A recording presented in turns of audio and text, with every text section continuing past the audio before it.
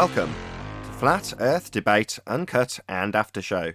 I'm your host Nathan Oakley, and if you are new to this channel, or you've not done so already, then be sure to subscribe, hit the bell notification icon and join button if you'd like to become a Nathan Oakley 1980 channel member and keep up to date with the Flat Earth Debate. If you would like to support the channel, there is a super chat that runs alongside each of these shows while they premiere. There's also a PayPal, Patreon and crypto link in the info box below the video.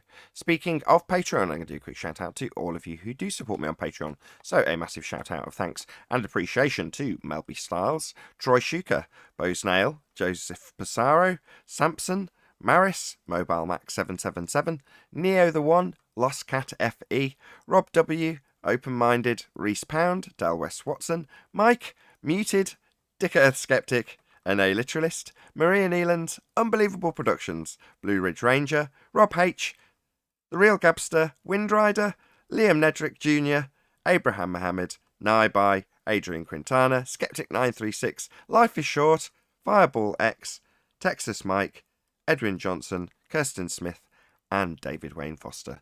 So another massive thank you to all of you for supporting me on Patreon. Also below this video there is a link to get £50 for swapping your UK electricity supplier to Octopus Energy. With that I'm going to hand over to whoever is in Google and Discord so you can enjoy their conversation while I set up for today's live show. Prideful idiot. Sorry, who are you talking about? The guy who wouldn't give Yes. you the conclusion of the modus tollens of the black swan because he didn't know it. Good morning. Good morning. So I was wondering, it's like sometimes you frustrate me when you do that, but now I understand why you do that. Because they're so prideful and they won't admit when they don't know something, they don't have no humility. So I understand now. Don't give them, they want you to answer them when they're ready. Well, enlighten me. No. Admit that you're a moron. You don't know to argue. All he had to do was say the earth is not a sphere. Am I correct? Yeah, that's correct. Okay. So he didn't know it. So say, you know what? I didn't know it. Maybe I am coming in not understanding it. Can you enlighten me? Unreal. The full conclusion is distance to horizon beyond 1.2 times the square root of the observer's height in feet. Therefore, the horizon is not a physical geometric sphere edge, and the Earth is not a sphere. That's the But he conclusion. didn't know it. That's the whole point. He did not even know to say the end conclusion is Earth is not a sphere.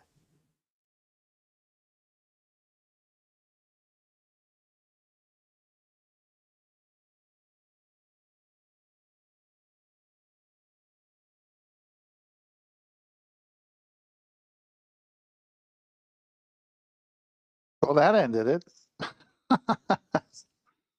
And then I was reading a chat on one of the 3-minute video Nathan did with what's his name, Rumpus, declaring that Earth's a closed system. No, it's open. It's closed. Well, spaceships can get out. And you got some guy in a comment saying gravity is the container. That's why we have a gradient. End the story. You freaking moron. That's what you think, huh? Wow, you're excited today. I've been up since 5 o'clock in the morning. Oh, I've been up since 3. I don't mind Yeah, the fire in your that's belly. me too. Good. You know, up until now, Flat Earth have had to be apologists, and there's no need. And now I'm going to start demanding a bit more respect from these people. They come and don't understand something that they've attempted to challenge, and upon the realisation that they won't acknowledge that they don't understand it, then they go, actually, yeah, I don't understand this. Can you explain it to me, please? Now, that's all it would have took. Literally, that's all it would have took. Some demonstration that, oh, actually, that's a bit embarrassing. I've come here saying it's a load of nonsense, and I'm about to launch into why, just one picture. Total nonsense. That's why it's got the name Black Swan. But without launching into that, at some stage you have to demonstrate that, oh, right, actually, no, I don't really have a grounds to be here challenging you on this. Now, you don't have to say that. You just have to say, oh, yeah, right, sorry, can you explain it to me? That's all it required, that tone. Hey, But I Nathan, told you the other day, though. Remember, 10th man, I was telling you they consider it an anomaly. It's just one picture, but well, that's all speaking, it takes. yeah, that's all it takes. They just don't understand the argument. You Nathan, Dr. John D sent me a video that's so fantastic. I'm going to link it up in Master B. It's from a channel called Sunday Morning. And I've marked the 317 second mark to the 341 mark, but turn down the volume because he's got music, but the I visual can't do is any of that. incredible. Can't do any of that. I've got stuff in the background that I'll need to sort out. I was just about to ask you to keep the conversation going for the next 20 minutes before the live show starts without Well, asking me okay, to do anything. we'll do it then. No, we'll do it then. If you want to do it then, that's fine. Can that be done? Can you keep the conversation going for 20 minutes? I can Yes, keep the we'll keep the conversation going. convo. You're talking about Neil and the 10th man here. What do you Yeah, think? yeah. We're not at a loss of words. It's only when you say keep the conversation going, all of a sudden it stops. Yeah, so back to this guy who called in and didn't know the argument. And then Nathan say, okay, just admit you don't know the argument and show some humility. And then I will explain to you what you're missing. But the guy wouldn't do it. He started getting philosophical too. Well, No, it's one. he started saying, I give you permission. Go ahead. Yeah. It's like, what? Now you're going to come on my show and act that way? He told me to hurry up at one point. Anyway, I'll be back in a minute. Yeah, hurry up. Yeah, hurry up, Nathan. Hurry up.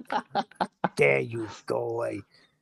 Yeah, because that's the arrogance of them. They don't realize. Well, actually, they do realize the damn ballers, and they have a I'm right, you're wrong, moron type of attitude. Well, let's see if we can give it another context. So someone comes up to you and says something about you, maybe something about I saw you at 3 o'clock yesterday at such and such a place. And you say, I was never near that place. And then he demands you to prove that you weren't near that place. And you say, why are you even asking? Who are you? It's like one of these things, right? That's what it boils down to. That's what it comes. That's the conclusion. Who are you to demand of us? Go learn Well, the argument, and then come back. yeah. And if you're going to make a claim that it's wrong, tell us why you think it's wrong. But then when you can't even do that, but you're challenging us, then you don't know the argument.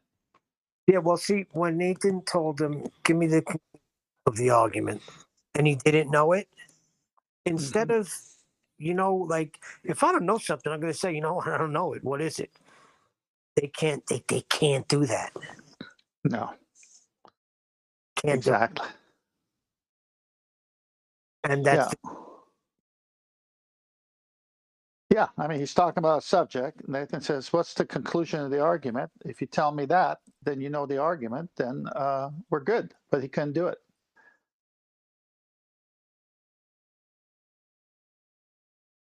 he was a skeptic. What's that? He said he's a skeptic. He's a globe skeptic and a flat earth skeptic. Well, that's But fine. Then no at proof. least be open. Yeah, exactly. And he said because there's no proof. Well, contraire. There's no proof for the globe. Don't you? That's right. There's no proof for a flat and motionless plane that we're living on. Because now you're barking up the wrong tree, buddy. Yeah, that was ridiculous because he knows he's not spinning on this earth, but they tell him in his model that he is. But all his senses tell him he's on a stationary earth. And he says there's no proof. Yeah. And by the way, sleeping with that model, sleeping warriors drive me crazy. Constantly saying both models. I'm like, what model do we live on? You know what he means, though. He's not. Yeah. He's saying their version of our model, not our. We don't have a model.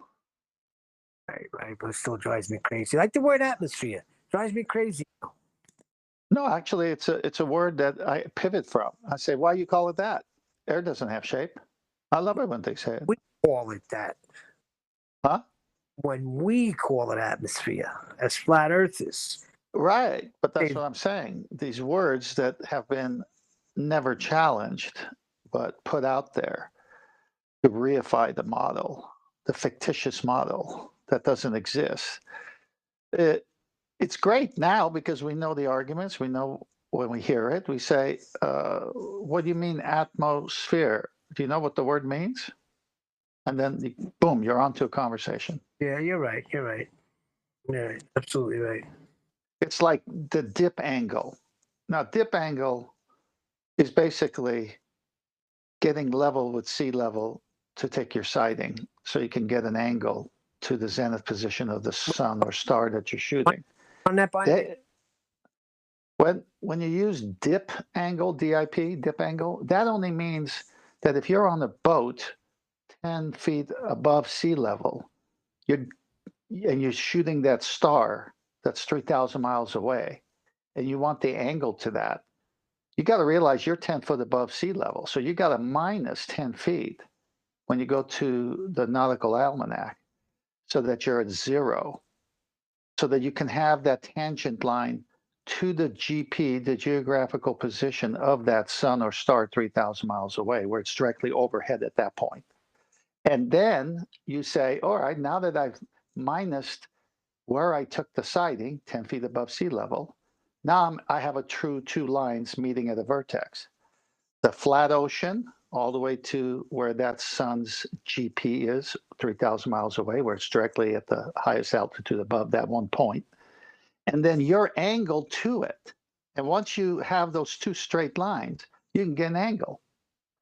And that angle tells you how far you are from that point on anywhere on the circle, because you put your compass and draw a circle and you're somewhere on that circle. So how can you have 3,000 or 4 or 5 or 6,000 miles of flat ocean if we live on a ball? Right. It doesn't work. But what I was going to say is they take that. Hang on. What I was going to say was they take that word dip angle and they change the meaning of it. They say where your eyes are looking, that's the astronomical horizon, and then there is the sensible horizon. Then there's another 3 or 4 horizons they throw at you, and they convolute it when it's nothing more than get your eyes on sea level by the time you do your calculation so you could get the correct angle. But they already have a model of a presupposed curved Earth, and they have to say, well, because of refraction and blah, blah, blah, then you actually have to look over a curve. They're bringing a curve in when a curve, you can't get an angle from a curve. It just destroys them. The sextant destroys them and backs up the black swan 100%. But how do we know you said the stars are 3,000 miles away? I didn't say the stars were 3,000 miles away. I said the star's location over the Earth Oh, okay. is the zenith position, that where it's directly over that one spot on the Earth. I understand now. I understand. Yeah, but to get that angle, you got to have 2 straight lines. Right. I got it now. Okay, so that's it. But see, they also changed that word dip angle to mean something else when it doesn't mean something else other than get your eyes at sea level. So minus 10 feet, go to the book, and boom, there it is. Simple as that, right? There is no, that's what I always said. There's no stretch of ocean. It's so like big, like where is it bending? Well, you have your vanishing point where you can't see anymore, but since water always finds its level, you know it's no different there where you can't see versus where you are where you can't see. And you know that in order to get that 3,000 mile star location with 2 straight lines, you can't have a curve on the ocean because it can't give you the angle. Exactly. It's over. Another thing I was thinking, you're on a ball, right? And let's say you're going over the ball on a downward decline, right? Hey, Then man, you reach the bottom. You were picking on Sleeping Warrior for saying model. Now you say I'm on the ball? No, but here's my train of thought, right? And now you're going down Hi, this guys. ball. Hey, buddy, how you been? Hey, Flatsoid. The Good in flatsoid. yourself. Yeah, check out my train of thought. You're going down this ball, all right? So now you're passing towns and counties, and you see rivers flowing downstream. Now you're going underneath the ball. Now which way are those rivers going? And what about when you come up around the other side? So now rivers are flowing up. They're going up the ball. That's But Neil, why it's all relative, remember? Oh, bullshit. That's not relative. Come on. Relative to what? Where I am? So, like, I could be on antipodal, but I'm relative to where I am, I'm standing upright. First of all, you can't be antipodal to anything because we don't live on a ball. Thank you. Right. Well, yeah. What about the side of the ball? Come on, you'd have to fall off somewhere. Well, we can at least live on the side of the ball, can't we? It just don't make no sense. And like how they, I'm really mad at myself for being deceived for 50 years. Well, Why I do you- can't count the early years, so maybe from the age of 10 on. So Well- let's say 40 years. You're making it up real quick, Neil. Don't worry about it.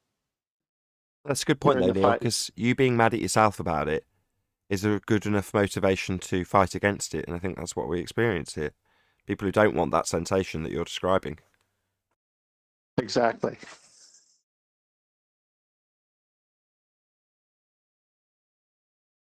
You want me to post that link so you could do it now? I'm still doing the same thing, I just can't out myself. Oh, okay. Okay, well, you just let me know when. So, yeah, when I was growing up, I didn't believe any of this stuff, but I didn't have the arguments we have today. I just said it doesn't make any sense. Hold on, I got one for you with the ball. Okay, when the teacher swung the bucket around the head and the water didn't come out, right? Mm-hmm. That's a what? Like I've said this before, like the Earth. You can't say water's on the outside of a ball because there's indentations. That ocean goes down. There's a gully for that ocean to be in. Anywhere there's water, there's a gully for that ocean to be in or that lake to be in. It takes the And shape. It takes the shape of the container. You put Right. water in the So now cup. hear It my takes the thought shape of a cup. So now hear my thoughts. So that's like the bucket spinning over a head. Neil, have you ever gone to the bottom of a lake and looked up and saw it running upstream? No, I just want you to. I'm just going by the how could water stick on a ball? You can't say that because it's not like a flat ball. Hang on, There's hang on, indentations like hang thousands on. of feet. Hang on. They know it can't stick on the ball, so they come up with something that could magically keep it there. Called what? No, but it's not. If it's spinning, Called there's- what? there's gullies. Forget the gravity. Call- If it's oh, spinning, the inertia is going to keep it on because listen. Just picture the Earth, the ball. Now sculpt out some deep 2,000 feet oceans, and there's something for the water to be in. It's yeah, not on but the every outside time, of a ball. every time I've thrown the ball with water on it, it spins off of it. It doesn't stay on it. Okay, now carve out some sections in the ball. It will still spin out. Put water in there. Well, you gotta hold it there for a second till you start spinning it. Then it will go out. It doesn't have sides like your bucket over your head. Not working, is it? No, it's not. That's a lousy analogy.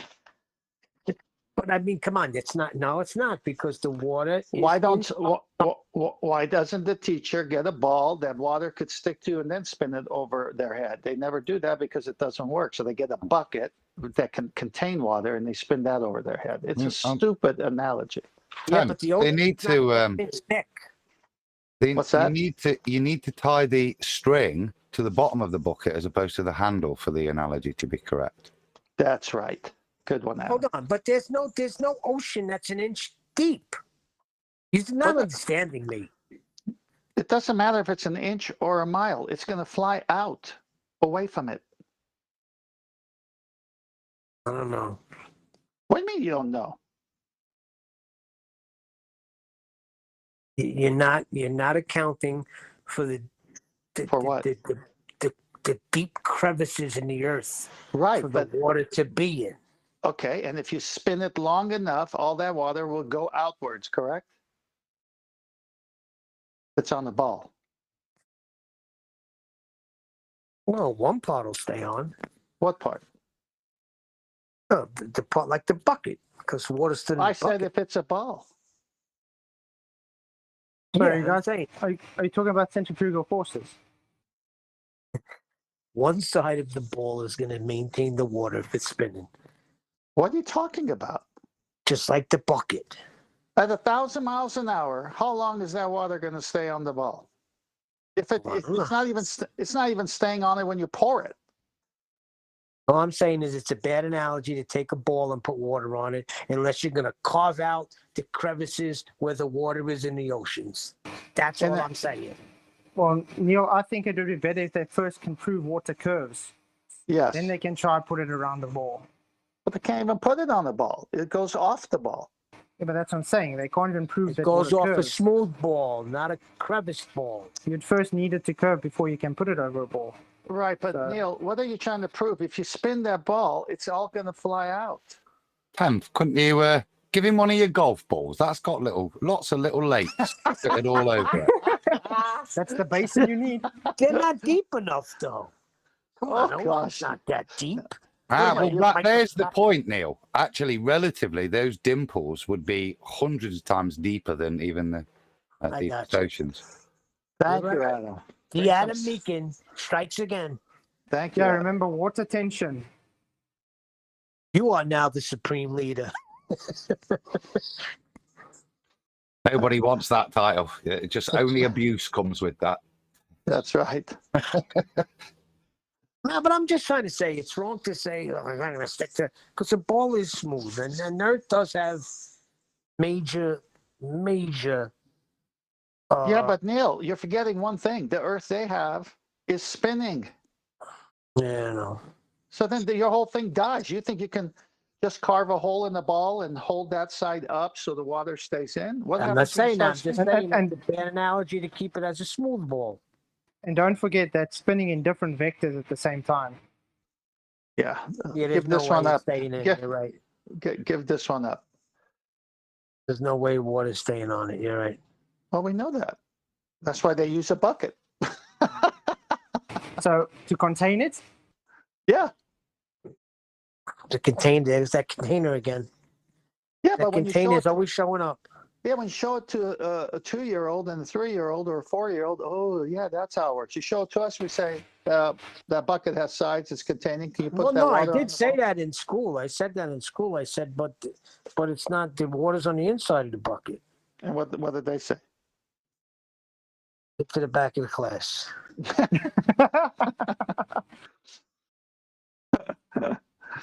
you're not I allowed am to question. demonstrating to you that water spinning over your head stays. It doesn't move. Yeah, but it's still on the inside. Stop causing trouble, Cosatino. And get out. I had a permanent seat back there. The teacher used to just point, and I knew that's where I had to go. Soon you're going to see on the school education system when you're applying your children to school, flat earther, because they're going to know what they have to deal with. Yeah, back of the class. We should really be going after the education system. Why are you teaching this if it's not fact? Have you realized how they keep changing everything? I mean, I'm talking with Craig from Five Flat Earth. What I was taught with the scientific method, when I was still small, they taught me control variables is part of your hypothesis. Now, everywhere I read on citations, everything, it's not part of the hypothesis, but how I was taught, it was part of it. So I don't know if it's just a language thing or have I just dreamt it up? Am I in the twilight zone or something? Me and Tenth will agree on this point with when it comes to education, because you've got a choice, right, in terms of your choice where your children are educated and what they're educated in. You have a choice in that. And the comprehensive education system is designed to produce workers, productive workers. It's not designed to produce philosophers. So your quibble in terms of the methodology to achieve that ends, which is produce good workers, is obviously at cross purposes with their ends, which is to produce good workers. So, you well, I was about to say you pay your money, takes your choice, but a lot of it's obviously free because it's beneficial to the societal system that we find ourselves in. Hold on, Nathan. Is mathematics taught wrong? No, it's Mathematics not. is taught wrong. So What I'm why is saying science being taught wrong? I'm saying that the system, which you have a choice whether or not you enter your children into or not, is designed to produce workers. And if you say, well, I don't want to produce a worker, I want to produce a philosopher, well, then you have to do the other thing.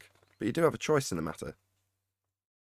Yeah, I No, hope they don't. We No, homeschool. they do not. They have one choice. That's to be a philosopher in your spare time. And unfortunately, to function in this crap, you need to just go and repeat what they want you to repeat. Repeat it for them and think your own thoughts outside of it. That's what my boys are told.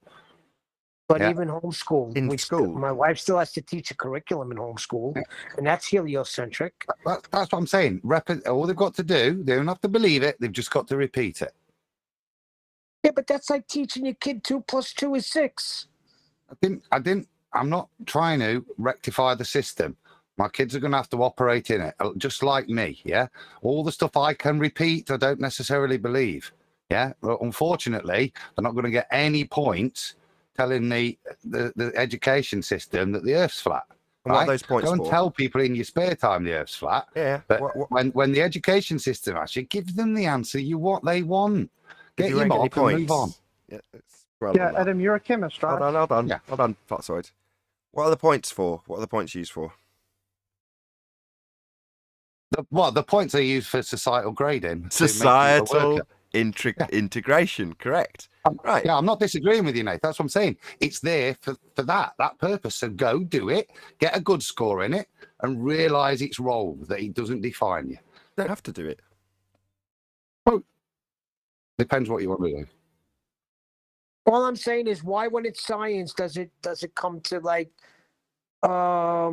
this is a belief and not a fact? It doesn't, does it? It's only when we're discussing the nature of the Earth that science does this. Correct. It's only there where it perverts itself, isn't it? Well, not only. There are plenty you of get other two examples. types of validation with science. I There's think plenty of other things that hijack science. There's plenty of other people have cottoned onto this magic trick. Yeah, people hijack the term science for it. Yeah, like you was doing with the cable guy and all that. What I'm meaning is, even where, if you, in his case there, he's kind of hijacking the term. What he isn't doing is, well, he was actually, but contradicting the data. So saying what it shows one thing, look, you can't have gas pressure without a container, and then saying, but here's the actual opposite contradiction. That's the unique thing about the role of the nature of reality when they use science. They're happy to contradict. It's much harder if you're talking cable guy with his science, for him to then blatantly contradict the science statement he's just made. But they do that, don't they? So yeah, they live in a world of... Adam, I'm going to start the show in a second. Yes, indeed, Adam. They live in a world of contradiction and doublespeak.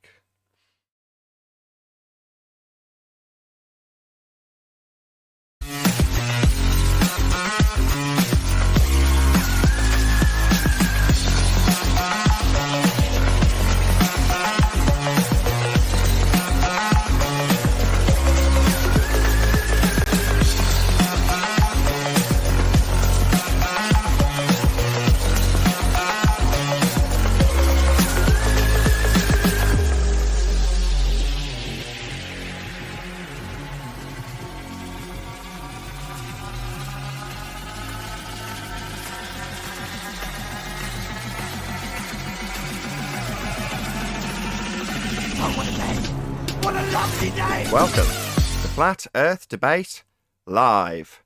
I'm your host, Nathan Oakley, and if you are new to this channel, or you've not done so already, then be sure to subscribe, hit the bell notification icon and join button if you'd like to become a Nathan Oakley 1980 channel member and keep up to date with the Flat Earth Debate.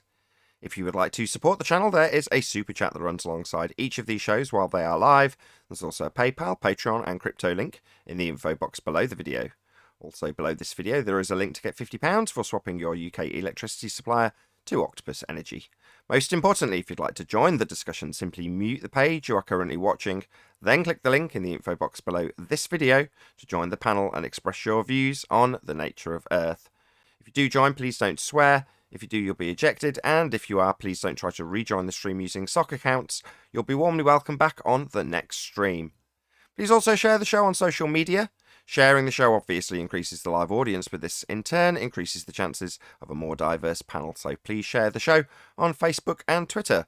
One last time, if you're new to the channel or you've not done so already, then be sure to subscribe, hit the bell notification icon and join button to keep up to date with the Flat Earth Debate. Now we are joined by 10th Man, Flatzoid, Neil, the Adam Meakin, and a whole bunch of people in Discord. So welcome one and all. Hello, hello. Hey, good morning. Also just been joined by Chocolate Saying and Arwin as well. So hello to both of you as well. Hello, hello. Good afternoon. Good afternoon. Good morning. Good morning. Hi, Guys, Hello. doing a tag team? Yeah, they both joined at exactly the same time. You do a bit of housekeeping? Anything pressing that needs to be addressed before? I know we've had a fairly lively pre-show. No, I think we filled our bucket list with Neil. Okay. Obviously, that was brought to exhaustion before the live show started, which is fine. Any evidence of a physical, geometric, sphere edge? That's a horizon formerly known as Earth curvature.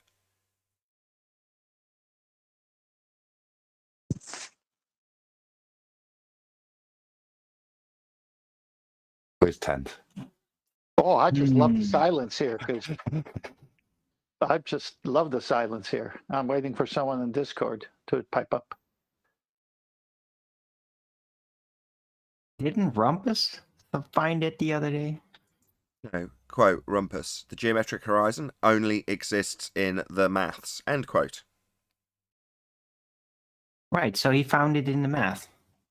Yeah, it's asserted that we've got a physical Earth curve edge for our horizon, Arwin.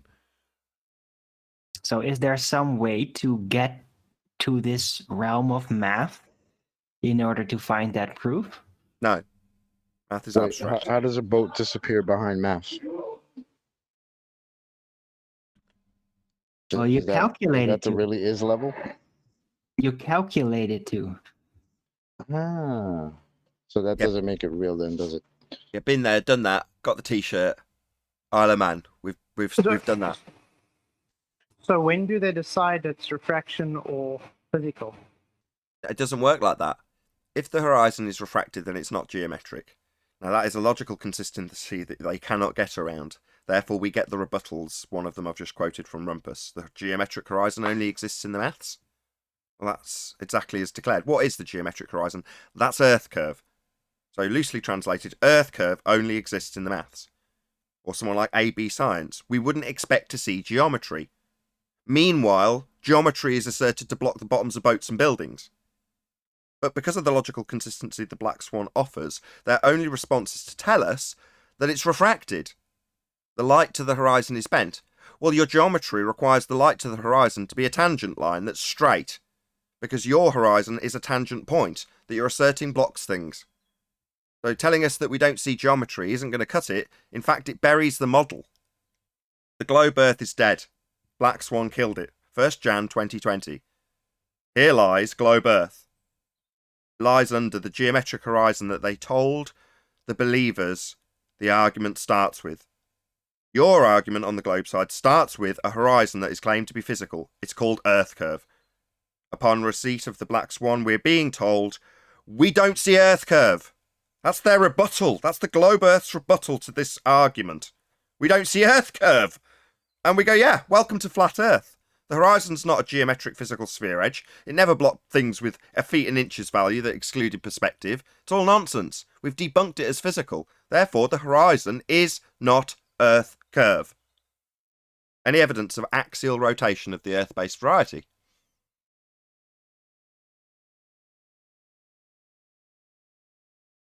Star rotations, the Southern Cross. How do you explain that on the model? Were you in the chat yesterday, Owen? Is that why you brought that up? Were you modding the Nathan Oakley premiering stream chat when that came up from somebody very courteous who actually asked that question almost in the same words? Oh, really? No, it's a standardized thing now. So I literally didn't even read that off of some. I'm literally trolling as they would. That's fine. Pete Shea was in the. It was actually, I know who it was now. It wasn't you. It was Pete Shea, and he gave some nonsense response about a reflection of Aristarchus or some complete bollocks.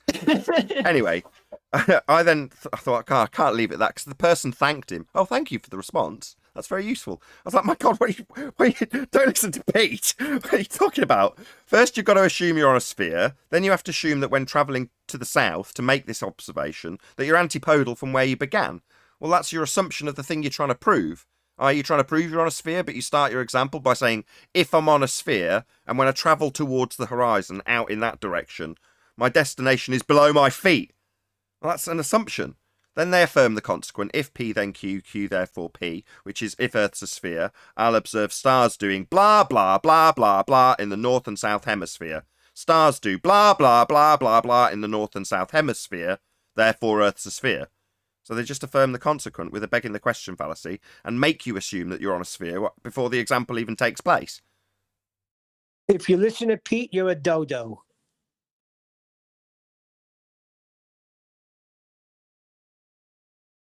Any evidence of the distance of the sun? You don't shay. You don't shay. Boom, boom. Yeah, Any evidence? Dodo bird. Any evidence of the distance of the sun? Nope. I don't know where it is. It's not over there right now. Or at If least it I can't keeps- see it.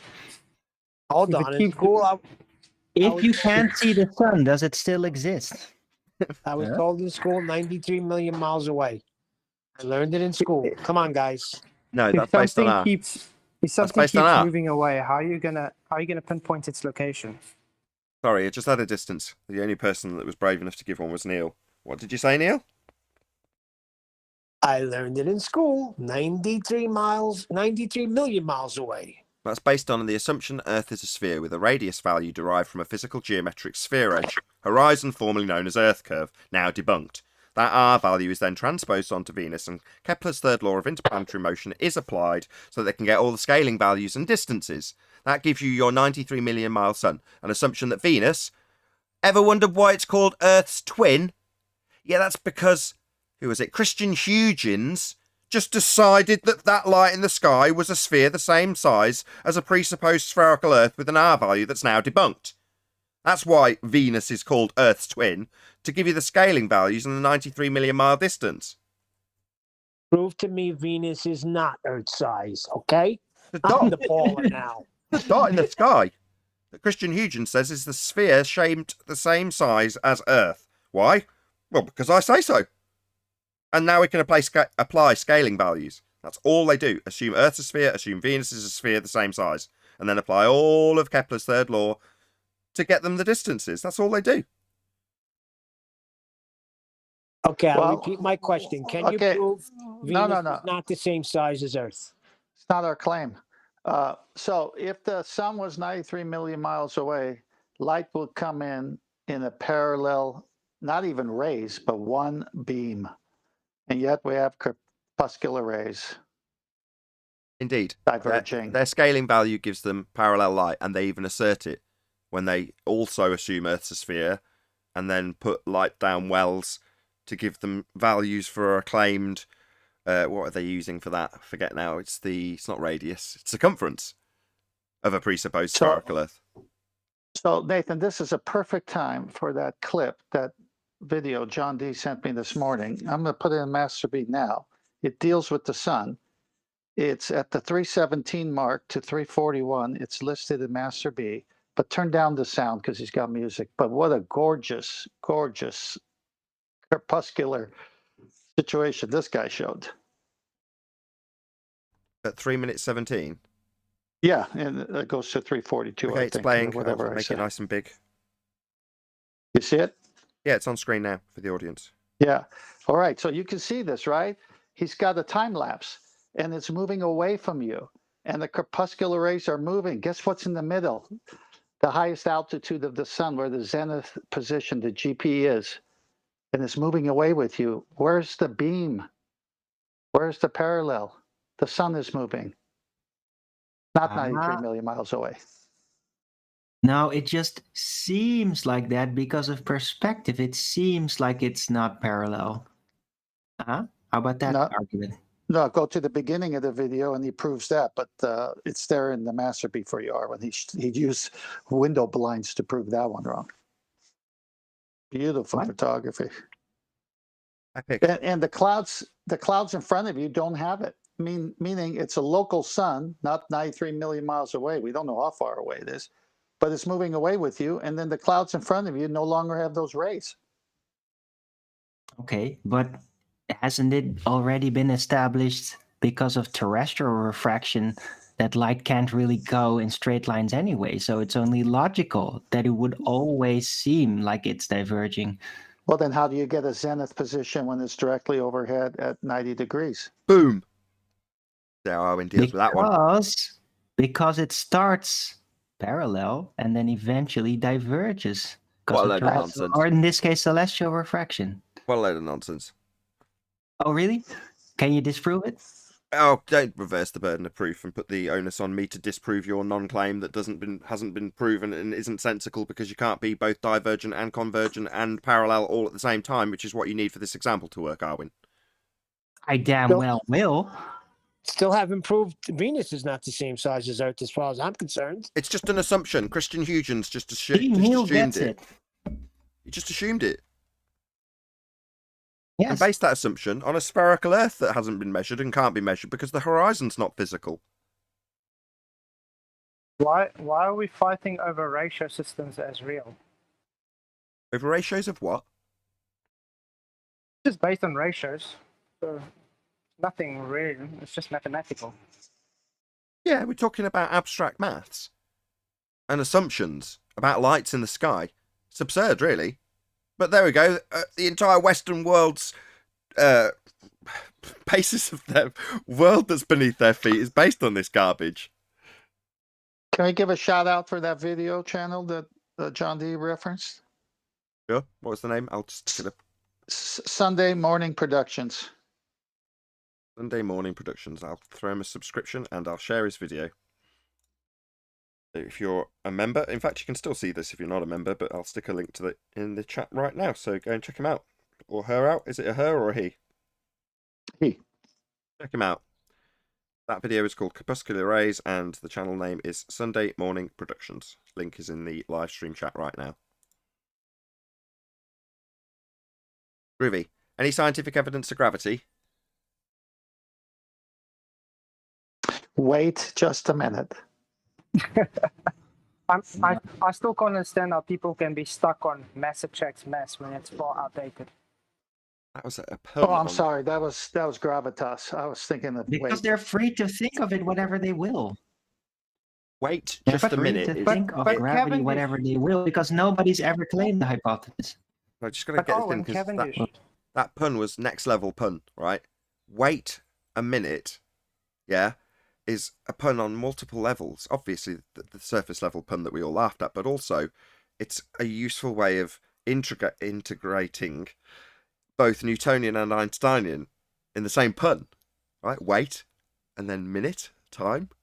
Genius. Sorry, I just had to give props there. I don't know if you realised the multiple levels that pun worked on, but ace. Thank you. Thank you. I have some gravitas finally. Got punning. Etymological fallacy. If you say so, Arwin. Any single viable hypothesis from any of the fields of astronomy, cosmology, or astrophysics?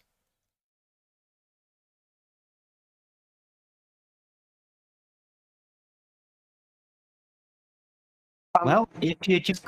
Oh, so you want to go? What would a hypothesis need to contain to be considered a scientific hypothesis? Quite a few things. There's the fundamental independent variable, dependent variable, control variables, but you'd also need a null. So your independent variable, presume cause, so we'll call that A. Your dependent variable, that's your effect that you observed in nature, we'll call that B. And then your alternative hypothesis, if A, then B. But you also have to have the mirror of that, which is if A, not B. So I vary my presumed cause and it does not cause the effect, if A, not B. That's the null hypothesis. So you have to have the both. Obviously, control variables, things which you will keep constant and not affect the test. That's it. That's what you need for a hypothesis. Otherwise known as a scientific prediction. And then you would need it to experiment and validate this hypothesis. Yeah, after the fact, that's called the actualization of the hypothesis. Varying your presumed cause and seeing if it causes the effect or not. But come on, Nathan, we all know that science, especially astrophysics, has moved beyond the old-fashioned scientific method It's been liberated. You can apply science much easier now than that old rigid way. Everybody gets it now. Everybody can do science. You don't really have to prove the cause of an effect. You just have to make an observation, make a story about it, and then everybody has to agree on that. And then you have science. Your Chocolate's got a few No. quotes. Hold on, Flatside. I'm sure Chocolate could rattle off just a few appropriate quotes here. Maybe, if he's about. Maybe he's busy. If not, Flatside, go ahead. Give him a couple of seconds. I'm saying, well, Hold on. Some quotes. What we need? Yeah, Owen's saying for science, you just need a story, right? We've evolved beyond that in astrophysics. So I just thought maybe you'd have a quote to go along with that little statement from Arwin. Oh, you mean that nobody in my field uses the scientific method? It's leaps of logic. It's seat of the pants. It's guesswork. Michio Kaku. Bit like that, Arwin. Thank you, Chocolate. Perfect.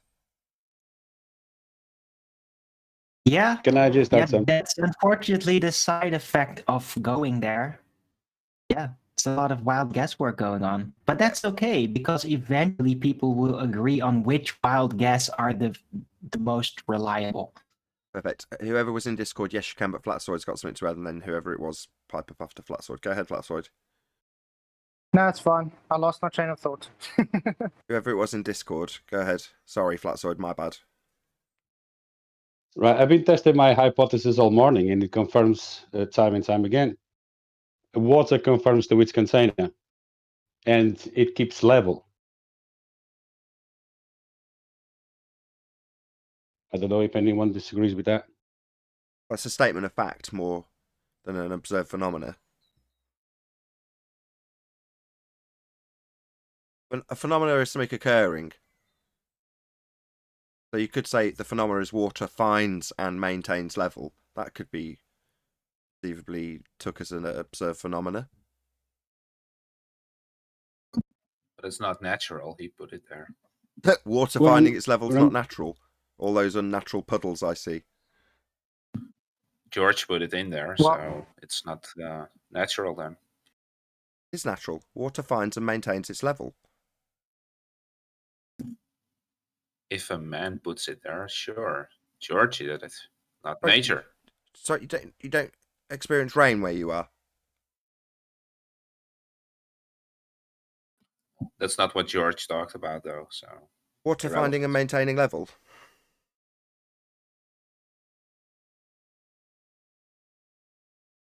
I'm talking Are you about talking water, about rain? water George? conforming to its container. Right. But you didn't talk about rain, right? Water. Oh, rain is not I'm water. talking water in it. Yeah, water in We general. move on. This is a garbage objection. Does If I could water ever?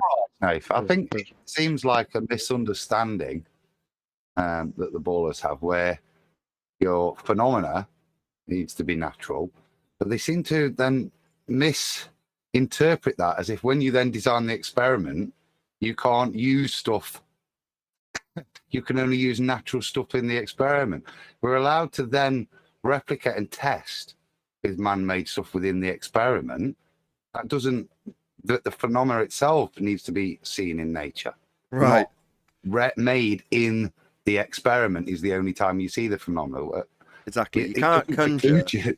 You can't conjure the phenomena in the apparatus itself, because then it's not a naturally occurring phenomena. But once you've got a naturally occurring phenomena, you can have apparatus to test the cause of the effect. But on their side of the argument, they'll have a machine produce a phenomena, and then they'll say it's being science when they assert a just so story is the cause. Whereas for us, we need apparatus to grow out of the ground for us to do experiments, right? Yeah, you I see have the got a problem- test tube tree.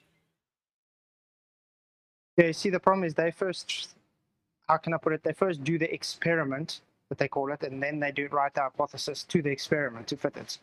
So it's just, yeah, making a story for what they sort of observe.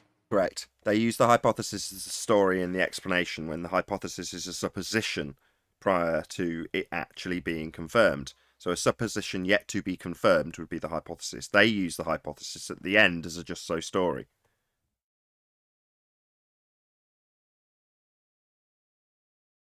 Moving on. Any evidence of a self-perpetuating molten iron core at the centre of a presupposed spherical Earth? All right. So, what would be the phenomenon in order to attempt to try and prove it? There isn't about one. it? There isn't one. Glad you didn't just launch into volcanoes this time. There isn't one, Arwin. Anything? Is there nothing that's even presupposed to be? Oh, yes, connected to it? absolutely. I'm so glad you asked. Indeed. A long time ago, in a galaxy not so far away, only existent in mathematics, there was a fledgling planet called Earth. And this planet was considerably smaller than the presupposed spherical Earth that is asserted to be beneath our feet in the Western world. Now, this fledgling planet, as it traversed its orbit, presupposed to be around the sun that we see going over our head, didn't know it was on a collision course, not that rocks can know things, with another planet, also presupposed to be in an orbit around the sun, called Theia. Now, just by chance, when these two planets collided, by fortunate coincidence, it only hit at a glancing blow, depositing its molten iron core into the fledgling globe Earth. Now, the debris was spread all over the place, but coalesced into what we now call the moon, and left Earth with an oversized molten iron core. And that is the story of Theia, true because they made it up themselves. There you go, Arwin. Hope that answers your question. That is super cool. So that's something supposedly happened in the past. So exactly what is the phenomenon that proves it? There wasn't one. It was How just do a we know story. that happened? No How- phenomena, just what that story I just traits gave you. Did You that did- happen? Don't turn it into a phenomena. You said isn't there something presupposed, and I've given it you. That doesn't turn it into a phenomena suddenly. So don't try and juxtapose my just so story you requested that the heliocentric model gives for Earth and the Moon and the oversized molten iron core. That's just their just so story. There is still no phenomena. That sounds very close to what Chocolates was saying the other day with Neil deGrasse Tyson and how they found that magical speed of things hitting the moon and causing perfect craters.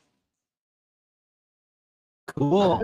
The Nathan, But to be the phenomena is your oversized moon, because it is oversized in the it can't be that size in the heliocentric model. So that's why you then need your just so story, because you're in their mind the phenomena is a moon that's oversized and a molten iron core that's too big.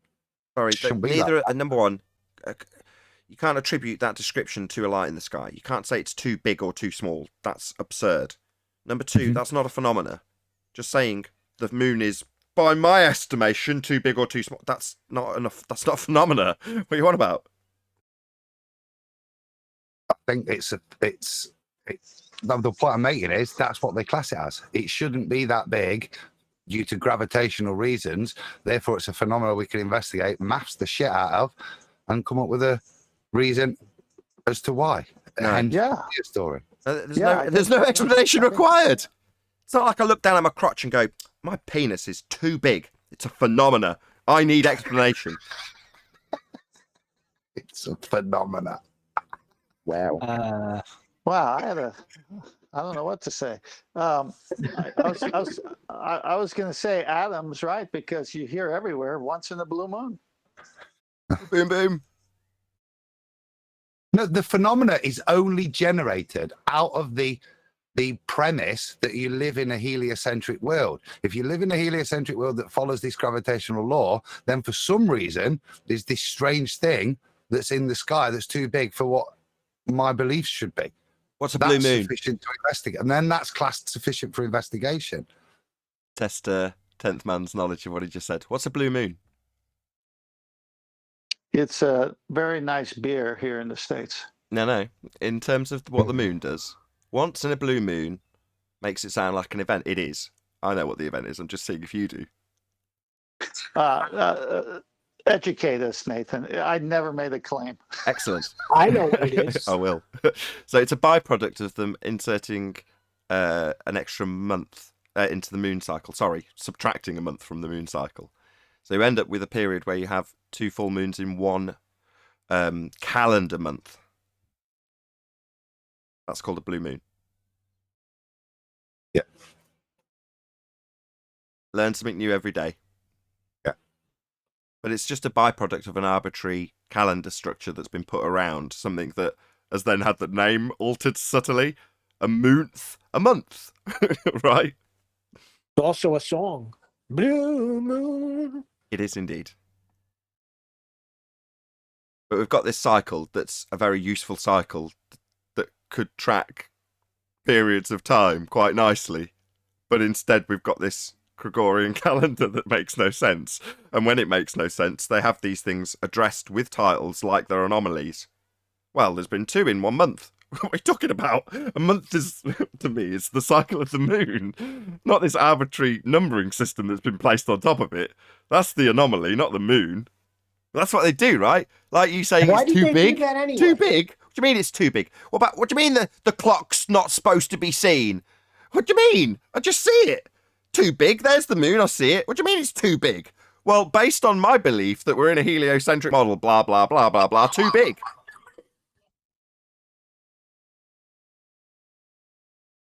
There's a lot of things that we say shouldn't be the way they just are because of our misapprehensions about heliocentric models. But why did they change it anyway to Gregorian? What was the purpose? Well, that's if you knew that. Yeah.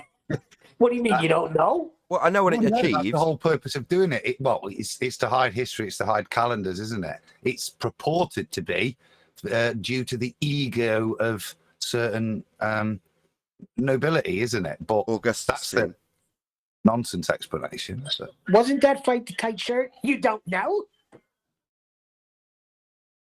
don't know what you're No, talking that about, was but just yeah. Phil. It achieves a disconnect. Nobody's paying attention to it anymore. It doesn't govern the cycles of their months or moonths. No longer is it something that you structure your calendar around because your calendar is that calendar, as opposed to you paying attention to what the luminaries are actually doing to give you a natural cycle. So you don't have a natural cycle as a result. That's the direct consequence of that. Yeah. So they should be- hijacked that as well. That Yes. should be 13 months. There will always be one answer for Neil. There will always be control, Neil. It's always going to be the same answer in this regard. They can maintain a level of control over these things when they take control of them. Well, they're not in control of the moon cycles, but they can be in control of an arbitrary calendar structure that they place on top of it. So it's about control, like bloody everything. Damn Sidious. Men want to control the moon and everything that goes around in the natural world, and we don't have control over it. So we impose arbitrary structures and models on top of those naturally occurring events. It's our pathetic attempt to control things. Men's pathetic attempt to control things. Yeah, like now March 14th. It's the patriarchy. The March Gregorian 14th, calendar is patriarchy. March 14th, they're going to kick the clocks ahead, and I lose an hour of sleep. Who started that nonsense? Again, it disconnects you. That time change disconnects you from the seasonal changes that are occurring quite swiftly, and they certainly shouldn't be occurring in the manner that they do at the equinox. You just shouldn't have such a swift change.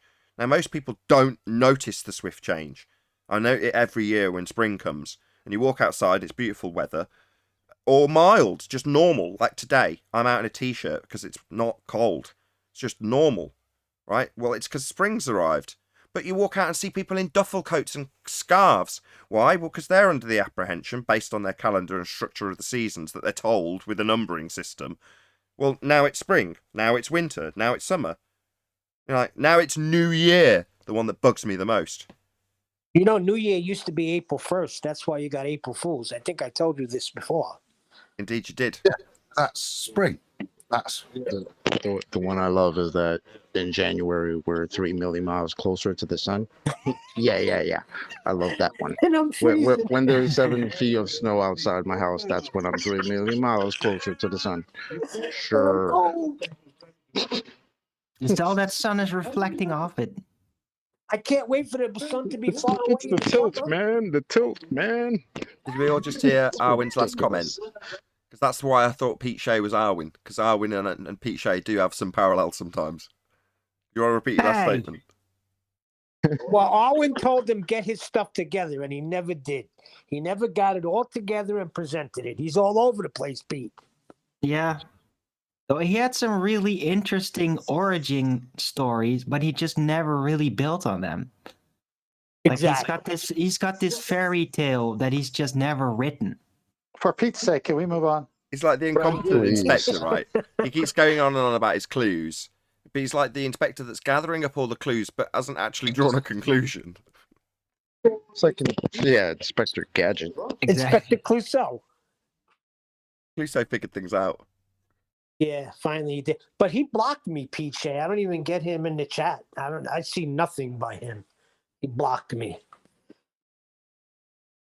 Okie dokie. Enough about Pete Shea. Shout out to Pete Shea. He's a good guy. You know, he's harmless enough. Anyway. And he's been around forever.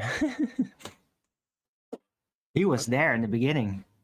Remember? He was there, man. He was there. No, he came in with the first wave. Been doing his thing since the start. Yeah, and all the first waivers claim everybody else is a shill or a paid agent. Yeah, I'm still waiting so for him did to he. expose me as an agent of some sort. Because, I'm still waiting for that. My favourite, while we're on the subject, my favourite comment is when he starts claiming everyone's actors. It's like, yeah, that's what I trained as. That's what I did at college. So first comment from me is pointing at my name, arrow in the chat box. Trained actor, because I am. Does it mean anything? Yeah. No. I always wanted to be an actor.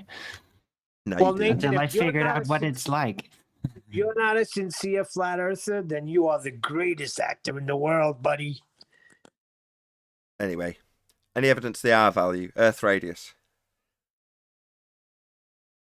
Radius? Black Swan. Black Swan's an anomaly. Wait, you mean spherical radius? Or just radius? He means just the word radius. No, good question. Spherical. The circle has a radius too. Spherical, Arwin. Oh, yeah. Sorry, can't help you with that. Yeah, there would be an arc or a curvature on the surface if there was a radius. For a spherical radius, we would need a sphere. So a guy got told off a couple of days ago? I think it was a couple of days ago. Because he didn't understand the Black Swan. So he came in to challenge it, and his challenge was preposterous because not only did it imply that he didn't understand the Black Swan argument that we make, it also implied that he didn't understand the Karl Popper analogy until it was broken down by chocolate, which made me laugh, I've got to be a bit honest. But, he was asserting, well, you've only got one picture. Now, the Karl Popper analogy is, if you assert all swans are white, you only need one black swan to disprove that assertion. So your belief that all swans are white is disproven by showing a black swan. Well, in this instance, the assertion is we have a geometric horizon. Earth curve. Well, if the horizon is beyond its geometric capabilities, it's not geometric. Therefore, we don't have Earth curve. If we don't have Earth curve, I don't know how much more simple I can make it. We don't have Earth curve. So Earth's flat. Not a sphere, not curved, no Earth curve, horizon not physical. Your arguments on the globe start with the horizon being physical, blocking things. Boats going over it. How ironic that it's in the Flat Earth Society controlled narrative that we've got boats falling off the edge of a pizza, when your maths literally asserts that boats fall over a physical geometric sphere edge called Earth curve. And we've destroyed it. It's dead. Black Swan killed it, 1st Jan 2020. Now, because it's been a year, my tolerance level for Muppets that come here and think they've got the high ground and can talk down to us because obviously we're just flat earthers, that ends. No more will we take that kind of nonsense from idiots that don't even understand the argument. It's a year old now, so don't expect some pity and mercy if you don't understand the argument. The conclusion that the guy didn't understand is the Earth is not a sphere. Correct. And what didn't he come in and say there's no proof on either side? That started the whole thing? Going to be neutral. come in and Yeah, he paint said there's neutral no and then proof miss the either way. analogy. Right. So he's intellectually neutral, perhaps. Whatever. Contraire. We have a lot of proof. Well, do a plug for that because it goes out on this channel. So it goes out, if you're watching live, that is, on Nathan Oakley 1988 at 9:15 UK time tonight, just before the Uncut and After show, the more recent one, the newer one, comes out just afterwards on the second channel. So subscribe today if you're not already to Nathan Oakley channel, and check out the, I can't remember what I labelled it now, I think it's called Have Respect, Earth is Flat. And that goes out 9:15 just before the newest Uncut and After show on the second channel. So be here or be sphere on Nathan Oakley 1980 for Have Respect, Earth is Flat at 9:45 tonight. It is frustrating, though, because I want you to give the answer, but I understand what you're doing. And I'm like, my stomach's in a knot. Yeah, that's one of those things. I can't train you to be a particular way. You know, I get it. You know, it's the adrenaline starts pumping through you and you want to, it's hard to control that. I know I've mentioned a couple of times that I watched the behaviour panel. Well, they were showing some body cam footage of a load of detectives around a murderer. And while they're listening to him and leaving massive pauses, one of the detectives who's on the body cam also is subtly turning himself away from the suspect and covering his mouth to stop himself from interjecting and leaving the silences, letting the guy hang himself, basically, leaving him enough rope. Oh. Wow. So, really? when you guys are really keen to fill the gap, I get it, because you feel the tension that the opponent's feeling, and you want to labour the point.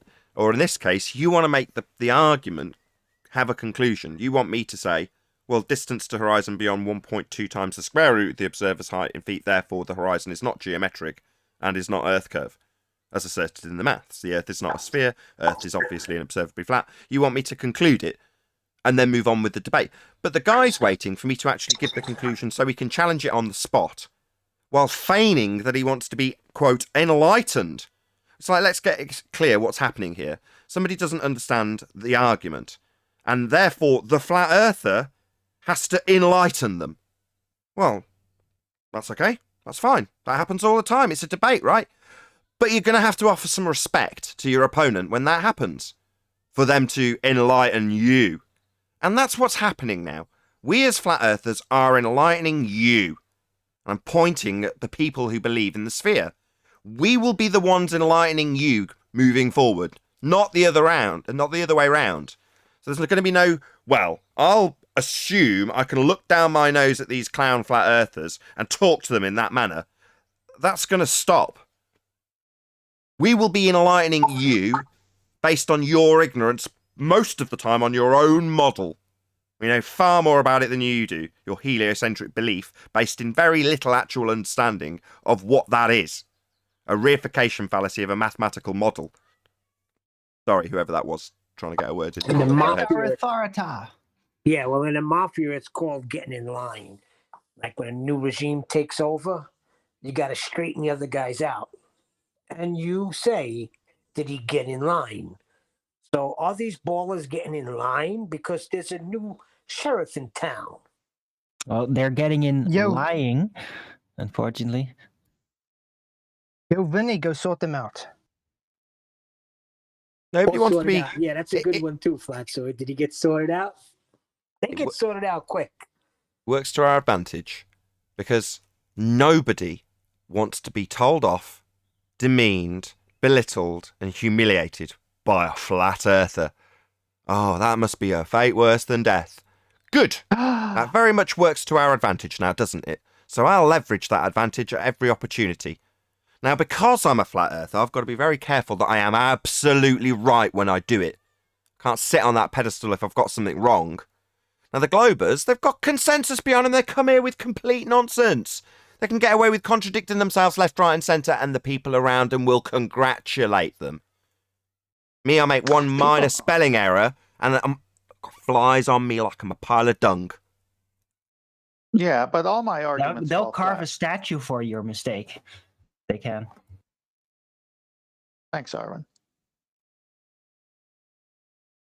Go on, 10th. I said all my arguments fall flat. I can't help it. Boom, boom. See, Owen knows when you're coming with a pun. So that's Yeah. when he jumps in front of you. He's got your time, 10. Well, I shoot it straight. That's why all my arguments fall flat. Because of gravity? Yeah. We've covered No, that. we went through that one already. Yeah. Any evidence you can have gas pressure without the necessary antecedent of a container to press upon? My Yes, favorite of all. pictures taken from a vacuum of Earth being a ball. That's Yeah. proof. I released that as well. Earth closed. Men can't go to the moon. So Earth is fundamentally, and to all intents and purposes, to all practical purposes, all the other Weasley words, closed.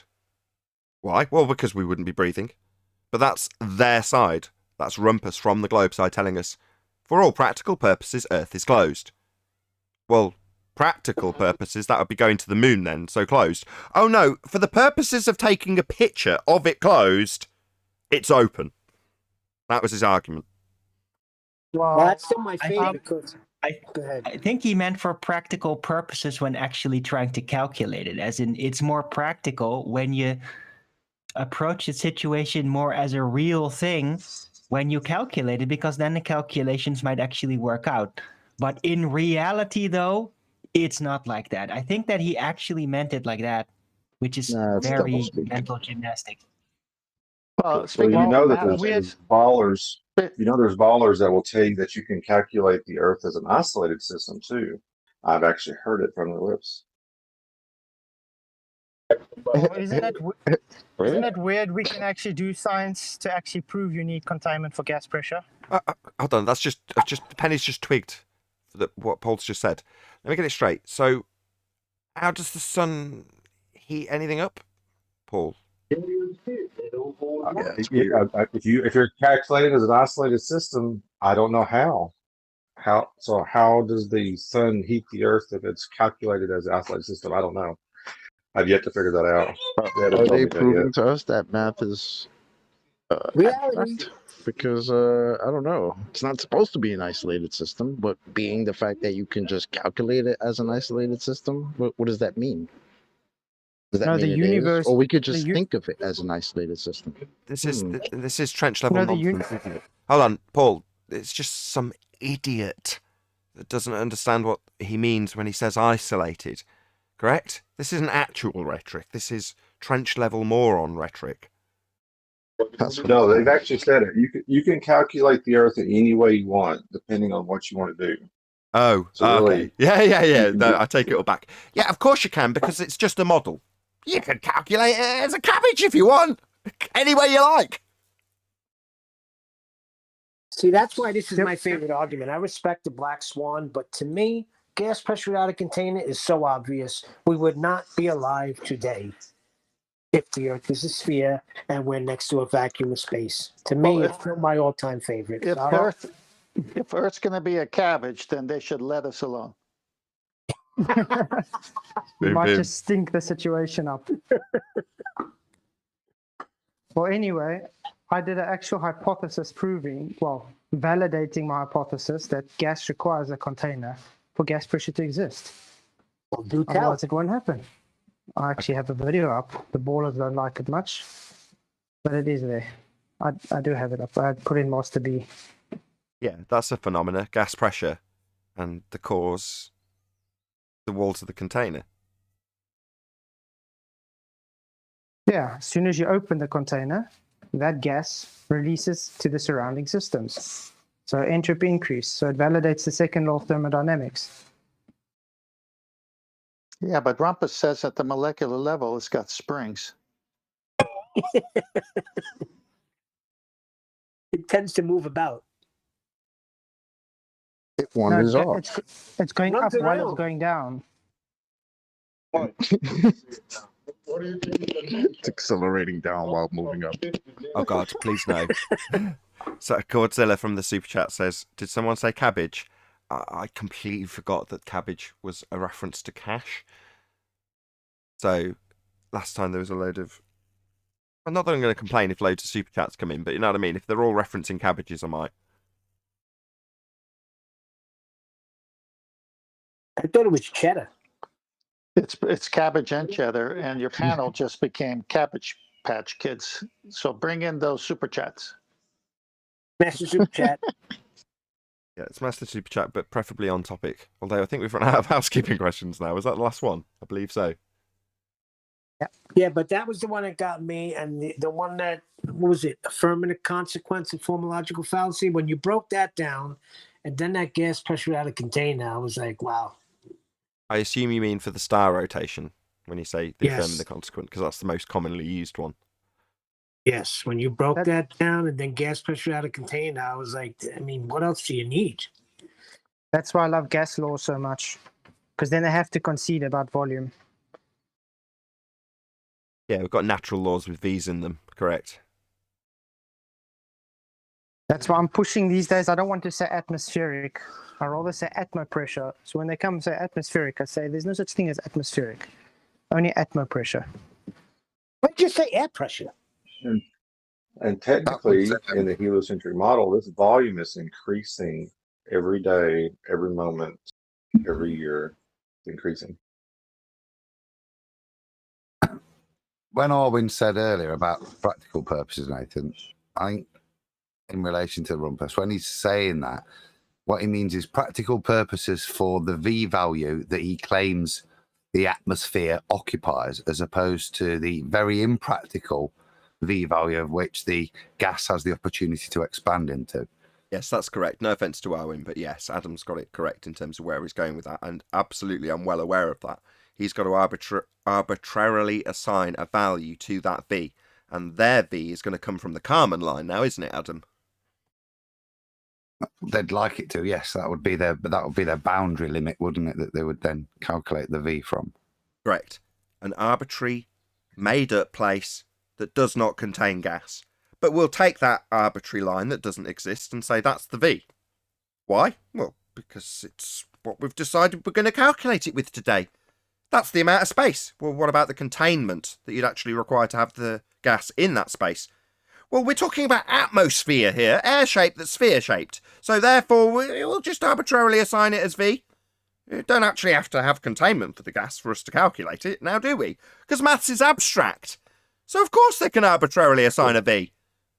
Doesn't mean it's real. But hold on. There's actually something else that this Kármán line, even past the Kármán line, even their own rhetoric, gas is still escaping. The question is, what's replenishing that gas that's escaping? What's replenishing it? If we still have gas pressure, there's got to be something, even in their own rhetoric, that's maintaining the gas pressure. Oh, it gets worse, Paul. Right? It would have never developed in the first place. Especially if you think about it, if that Thea hit into Earth, where do you think there would be any gas pressure left?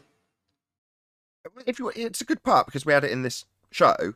But exactly, if you want to take it from the origin story, so we've got Thea smashing into Earth at a glancing blow, and gravitational accretion forming the moon, and then we've got Earth.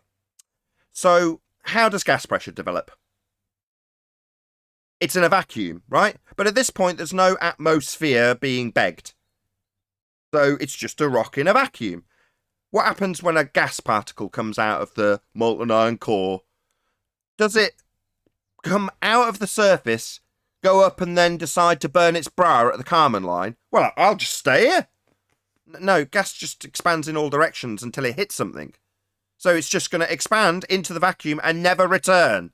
So it would never develop gas pressure, it being a claim to be spherical Earth in a reified model. That model would never develop gas pressure. That model is sphere Earth. We don't live on a sphere in a vacuum. We wouldn't be breathing. We'd all be dead. The gas would fill the space. Of course, the gas just wants to be gangster and not act like gas. Well, that explains the air bubbles that NASA shows then. Sorry, but what happens to gas when it gets heated up? Goes faster. And what happens to pressure when it goes faster? Increases. So wouldn't that invalidate their claim of a vacuum? Well, they have gas reaching a thermosphere, don't they? Yeah. Thermosphere. Yeah. Of course they're going to beg the question of a sphere. Chocolate goes without saying.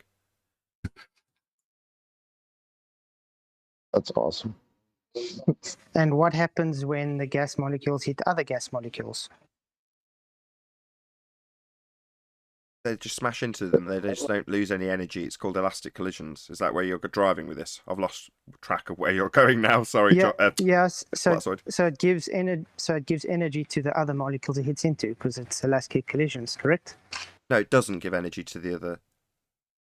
No, net temperature increase. a little bit, but for the purposes of, in terms of motion, then they're elastic and they go off. Particularly if they're all in the same temperature zone and their temperature's already equilibrated, so you've just got a straightforward elastic collision, haven't you? So it doesn't let off any energy there, not even a smudge. As long as well, there's some temperature sharing within the domain, isn't there, and equalization over time. But fundamentally, when you're just talking about their vectors they're traveling on, which is the important thing, from their last collision. So you get to that last collision point, don't you, where suddenly they're in a space where they've been sent in a direction, and in a forming Earth, this is, as Nathan's saying, is going to be a lot lower. You've not got a thermosphere that's been generated yet. So you've just got that first one that's released. Now off it goes. It's got no collision. So it's got nothing to share with, nothing to concern about, just the vector it's set off on, which is unfortunately is away from the center of gravity. Off it goes. What's to stop it? When's it ever coming back after they made it? Yep. Nothing. It would never develop pressure, so we'd never have gas pressure in the heliocentric model. If we were on a sphere in a vacuum, we wouldn't have gas pressure. Yeah, but that's my point. If it was like that and the gas expands in all directions because of the thermosphere, then it would be pushing that pressure back down to us, and we wouldn't have pressure gradients. It would just be no pressure at all because it'd be equalized in all directions. No, it's got to go up there, and some of them, like Rogue, Chocolate said, have got to go rogue and say, no, we're not doing nothing. We're forming the thermosphere. Yeah? That's what they've got to do for then that to can have any form of, it's nonsense. It's not following gas law, is it? That's rogue gas particles going off and forming a gang. Exactly. Yeah. This is the story. It's the story of the rebellious gas particle that gets to the thermosphere or gets to the Kármán line and says, you know what? This natural law malarkey is not for me. And this bra I'm wearing represents natural law, so I'm going to burn it right here. I'm going to have a few cakes and then fall back down, go boom boom. You're missing the rhetoric. Don't forget, they put on weight.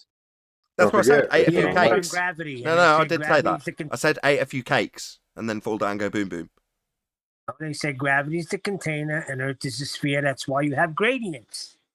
That's what was said on your comments. Don't you read them, Nathan? Yeah, and when we get into the argument with someone who makes that sort of comment verbally, we say, okay, let's have an example. We've got a puddle. Is the gas going down, go boom boom? Well, no, they have to justify why it goes up. So it's not using any gravity of down, go boom boom, 9.8 meters per second squared. It's going up. Forming clouds in a dynamic system, only achievable in a contained system. I agree. But to summarise, outer space is fake. You cannot have gas pressure without a container. If the sky was a vacuum, the gas we breathe would fill the space. And what do you know? They claim the sky is called space. So space would be a space for gas to fill, and gas would fill it. It's what it does. It fills the availability of volume, and space would be a volume. So the sky is not a sky vacuum. Space is fake. So then how are we breathing? There must be containment. But they just hold on a second, because I may be I'm a contractor. I'm not that smart. But the other day they just sent a rover called Perseverance to Mars with a helicopter. And Neil, they also have dust devils there with no atmosphere, so that's not very possible. So it's just a stage. After that long speech, Flatsword, come on. No, if you're going to claim that you have launched a vessel from the ground through the air and into a vacuum, then the gas we breathe, which expands at high velocity in all directions, would also enter that space. We'd all be dead, Neil. If they were travelling to Mars through a sky vacuum, we'd be dead. We wouldn't have any gas. The gas would expand into the space also. Gas is produced at ground level. Maybe it's constantly producing, and we're breathing and it's going, and we're breathing and it's going, and it's just a constant thing. So maybe that's why we're not dead. Neil, what would happen if you had to breathe in and out and take a vacuum and stick it to your mouth? I don't want to find out. That sounds scary. So it sounds High pressure like to low pressure. it sounds like in their model, rockets aren't stopped at the Kármán line. Not for nothing, there's a coworker at my job, like when I speak to her about this, she kind of thinks it works like there's a constant upward motion of gas That's what I'm coming saying. from the earth that's just refilling the atmosphere as the air, escapes this open system. I mean, that's how she thinks it works. And But I'm that's like, not how you were taught it. But then where does the It's pressure cyclical. come in? That's not how it's taught to work, and not how we see it observably working. It's cyclical. We see, for example, the water cycle. It goes round and round and round. It's not constantly producing more water for it to dissipate into the volume available to it, which would be space, and then producing more. That is definitely not what's occurring. It's going around in a cycle. Yeah, everything points to containment. That's a fact. Sorry, what? I mean, I get that, but that's her explanation of how it would happen without containment. Yeah, but Well, that's nonsense trench level rhetoric made up by somebody who just needs to produce an ad hoc explanation for something that isn't part of their model and wouldn't occur, and we don't experience in nature, observably not occurring. Just look at the clouds. With that, I'll say if you are watching on either Nathan Oakley 1980 or Nathan Oakley premiering streams, then stay tuned, as there will be an after show to follow. Unfortunately, if you are watching this live, this is where we bid you farewell. A huge, massive, enormous thank you to all of you who smashed the super chat, liked, commented, shared, subscribed, and all that good stuff. Also, below this video, there is a link to get £50 for swapping your UK electricity supplier to Octopus Energy. Once again, stay tuned if you're watching on either premiering stream. I've been Nathan Oakley, and I'll see you all in the next video.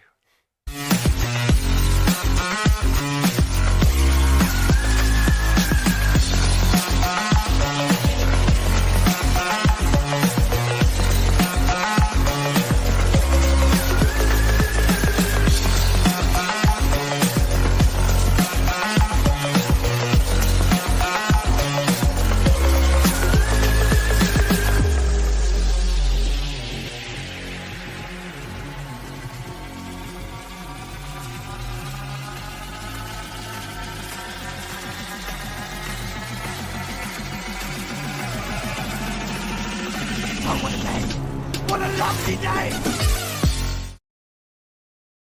So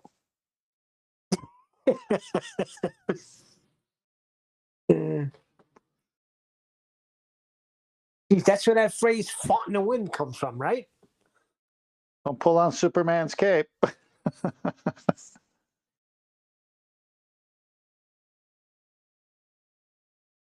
And what was that in Shawshank Redemption, right? When he got away, that the water was like, so he just escaped like a fart in the wind.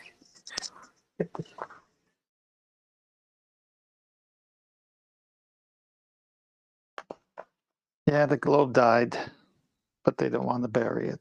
Chocolate's working. That's what I was saying. Like maybe it just keeps producing, but then it doesn't make any sense that way. Because Well, how then they where you get getting pressure from? How did they get here in the first place? It just has to. Yeah, like, exactly. So that's what I said. I'm at the job right now, and I said, "Well, is there air rushing up from the floor at our job?" She was like, "No." I was like, "Well, you're breathing, right?" She's like, "Yeah." Okay, so there's obviously air pressure here. How'd it get here? How's it here? It's not rushing up from the floor. Cog Makes no this, Chocolate. sense. Cog this. Yeah, I know. They have to be right, everybody, They can't be wrong, all of these people that are proclaiming science to be scientists and it's in the books and we Yeah. learned it in school. How could it be wrong? You know what's funny, Joe?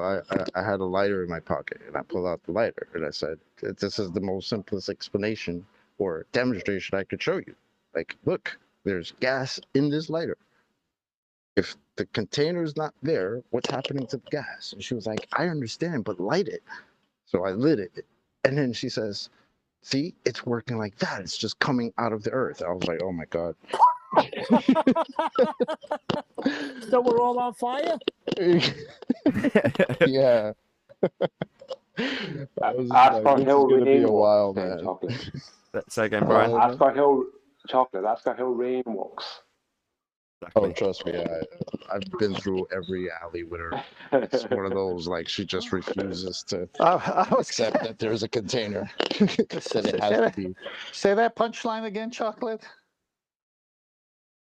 I wasn't even trying to make a punchline. I don't No, even with the know. lighter. When you she said not light it. Say that punchline.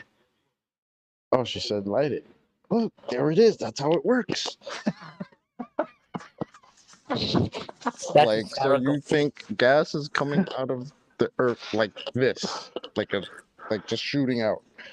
Well, every now and then, as we walk on Earth, we step on that pedal that allows for it to come out of the ground, and it keeps replenishing when we walk. Is that what you're saying? Man, listen. Man, It's just mental gymnastics, brother. Airplanes would have to be made out of lead to keep them close to the ground. Otherwise, the gas would blow them off out into the outer space.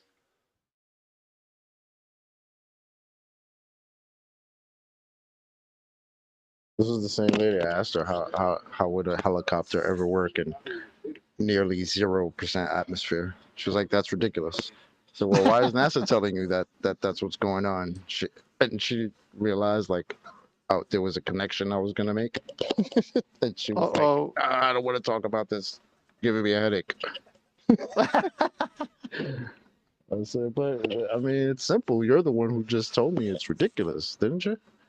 yeah. Well, just they feed tell it you back. there's less than 1% of Earth's atmosphere on this light in the sky. So how could any propulsion or parachute or helicopter work? It When brought you its own yourself say air. it's ridiculous. It brought its own air. Its own air. It's easy. I can overcome that. We That's brought our awesome. own air.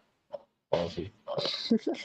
Does anybody know why there's been a seeming, for me at least, positive shift on YouTube with Flat Earth? So in the last 10 days or so, I've seen an influx of pro Flat Earth commenters, new subscribers. Big shout out to whoever is out there that's a new subscriber, because I know there are more than usual new subscribers. And the majority of them seem to be Flat Earthers, very positive Flat Earthers as well. And I just thought, why? Normally I can track down. I think it's. Go on. I think it's correlating with the realization that the protesting and the COVID stuff. There's a lot of people. We're outreaching to the people that don't like the lockdowns and saying to them, you do realize that you're not on a spinning ball, right? So we're actively engaging the younger community, the kids, because they've never been told this before. So it's a whole fresh new audience, and it's spreading on Instagram and Facebook and TikTok and all that stuff that I don't engage with. But they're all getting to know who Nathan Oakley is after never coming across the topic before until now. So they all, like I said a few weeks back, they all know who Nathan Oakley is. Well, those that know who Nathan Oakley is, they know of you already. But there's a big group of people that don't know who Nathan Oakley is, and now they are finding out. So I think it's something to do with the realization that protesting, lockdown, COVID, and all that is overlapping with it, and we're pushing it deliberately to see how much of an influence it has. And the fact that you mentioned that tells me that it's working, because I believe that's the cause. Really?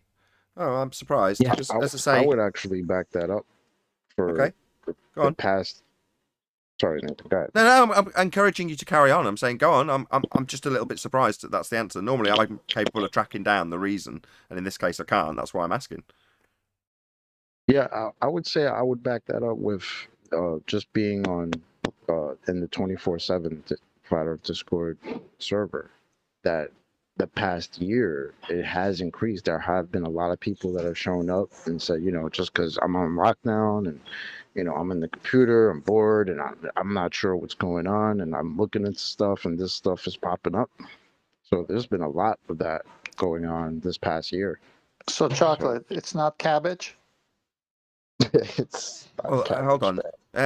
Well, but for me, when the lockdown started, instinctually I thought this will benefit me in the way you've just described, but I did not see any of those benefits over that period where a lot of people you would have thought would have, you know, had more opportunity to stumble across me and what I do, or what we do here.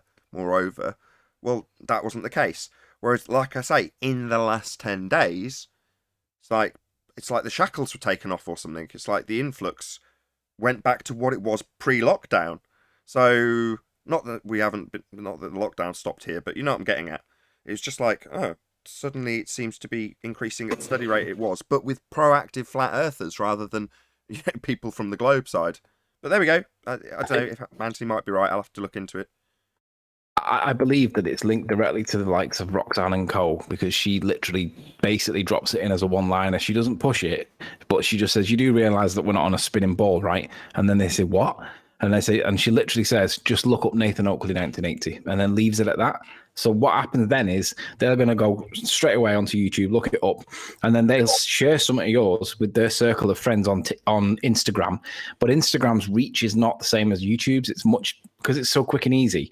They'll share something to their circle of friends, and instantly they'll click on it and look at it, and they'll go, "Fuck me, this is a conversation. They're doing this right now," and they realize that it's a topic that they didn't know about but now want to know about. And I do believe it's literally down to that movement that she pushes, mentioning you periodically to different people just to see whether they realize that 9/11 didn't happen the way we're told, and the moon landings. Oh, and Nathan Oakley. I believe that's it. I see. So there's somebody out there who's in the in the act realm and the conspiracy realm, if you will, talking about conspiracy, and they happen to be mentioning me and what I do in Flat Earth, and you're saying that has a direct benefit. I also quite like you mentioning the Instagram thing, because a couple of people have got in touch with me and said, "Here's a clip that you've done that I've taken and put on Instagram." Both of them have actually asked me in advance if they could do this, and I said, yeah, go ahead. I don't care about Instagram. Go ahead. And they'll send me an email, say, "Here you go, I just put out this clip, one of the ones you've recently put out, and look, it's had 3,000 views." And you go, "Oh, right, that's interesting." In other words, there's people actually taking the work and putting it on other platforms that I'm not really interested in, and developing interest from it, and it is sending people my way. But when that was happening, I could see that was having an impact, right? Or how much of an impact that was having, I should say. Whereas in this instance, like I say, over the last 10 days, now that you've said Roxanne is specifically mentioning me by name, and probably broadcasting it as well, then that is something I can say, yeah, that's normally directly correlative. Yeah, I can get behind it. At least say, oh, I'll stop looking then, because I think it's the chances are it's because Roxanne's rising.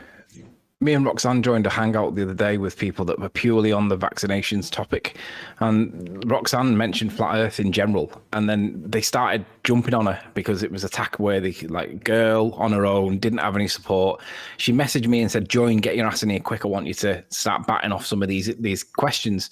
So I joined, and they were pinging them, like they were arguing about everything, gravity, you name it. And basically, it gone from being hostile initially against like 5 or 6 of them against one girl, because I then joined, and then it became a lot more even and started talking to them and not aggressive, just talking to them. It changed the tide from the perception of it just being a girl to the perception that, hang on a minute, this is not just a crazy. And then I just started just talking to them, no aggression, no rumpusing, just talking.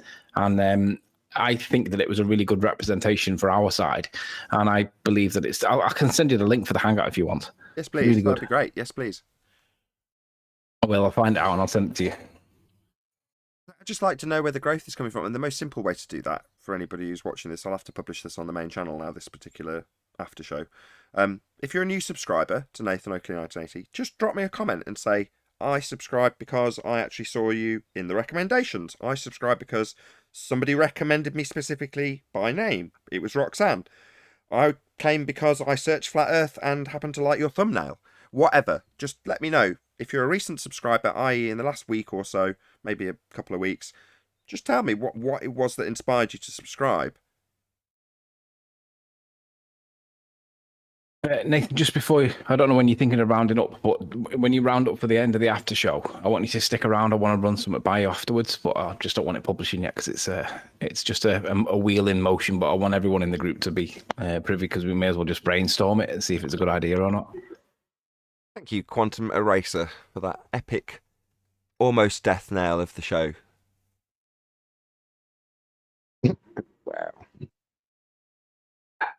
Nathan, I actually had my own experience in the past few days with a cousin of mine who was older than me, and he spent a lot of years fishing off of trawlers. And he started telling me he went over the curve of the earth in trawlers, right? And he said, and he used another lad there who I knew, who had worked on fishing boats. And he said, you know all about the 12-mile horizon, he said, right? In a trawler, you would normally be on the side, the kind of mid-sized trawlers that they would have been on, their oil line would be 10 to 15 foot. And there is an average horizon of that's noted of 12 miles. I said, for a start, I had to put him straight on what horizon was. Then I said to him, do you realise that where the horizon should have been? But I got a bit of blowback. But it's interesting that people are still actually thinking that they're going over the curve. Exactly. I've got, by just pure chance, I've got that depiction on screen now of their explanation for what we should have. And that's Earth curve edge with a tangent point, straight line. That's their physical obstruction. Now, I don't know if you gave him the maths and said, well, actually, it should be 1.2 times the square root. It's actually 1.22, but times the square root of the observer's height in feet, which would put it at, I'm not going to do the maths in my head, but not at 12 miles. But now, I actually asked him, and I knew what height his eye line was. I said, what height is your eye line off the water? He said, 2 foot. He tried to be smart. 2 foot? My God. 2 foot. I said, I said to him, at 2 foot, the horizon would be about 2 miles away from you. if you were talking about a geometric horizon. You know, but he didn't want to know. First of all, he said that he flew to Australia and he flew over the curve of the earth on the way to Australia. I said, I didn't do that when I was flying to Australia. And then he switched to trawlers. You know, it's just people, even people you know, like people that you know your whole life, even they can surprise you with their level of cognitive dissonance. Well, then he thinks underneath him, people are antipodal and Paris is sideways. Yeah, that's true. And do you know how the conversation started? That he was saying he has zero belief in the landing on Mars or the moon. Oh, really? That's interesting. Yeah, he started with that. So he starts off the conversation with going, well, a load of old nonsense this moon and Mars landing stuff is. But like a lot of people who I saw investigating that subject, they very much clung on to their heliocentric belief. They might have recognised the sets and fakery, but they haven't necessarily relinquished their born Earth belief and sky vacuum beliefs and all the other things associated, right? Yeah, exactly. Yeah, I was surprised when he fought back so hard when I started, because he knew I was into flat Earth, but I was surprised he fought back so hard when we did start talking about the Earth itself. That became a globe then immediately. I can relate though, and I think DITRH had a similar sort of attitude in terms of a lot of the conspiracy subjects, which I just hadn't looked into. You know, and one of them was the moon landing. So you found out, or I found out, Earth is flat from Math Powerland. You know, I went and shook my wife, woke her up, but it doesn't suddenly mean that you realise everything that NASA have told you is a lie.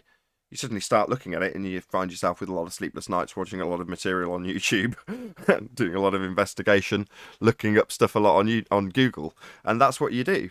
But it doesn't mean that you suddenly immediately realise that that's fake. You suspect it, and as you go along, you start relinquishing these things and chucking them out one by one. But yeah, you know, it's very easy to come to it the other way around, which is to say you realise that the stuff they're presenting as being in a sky vacuum is all fake and phony, but not appreciate that that means that the stuff they're claiming from those places is also fake and phony. One of them is that Earth's a sphere in a sky vacuum. Yeah, exactly. That's got to be a hell of a thing to come across flat Earth, but you still think somebody drove a moon buggy on the moon. That's crazy, because I was well aware that was all nonsense before ever coming across flat Earth. I can imagine doing it the opposite way is crazy, especially if you really believe that stuff. I almost feel for them. Take someone like Bart Sabrell. He's out there in a very suspect manner, I might admit, having been just so happened to receive the tapes that debunk the claimed moon landings, and then went about presenting them in the way he did with his documentaries. But he's very much a heliocentric believer. Yeah. That's true. Yes.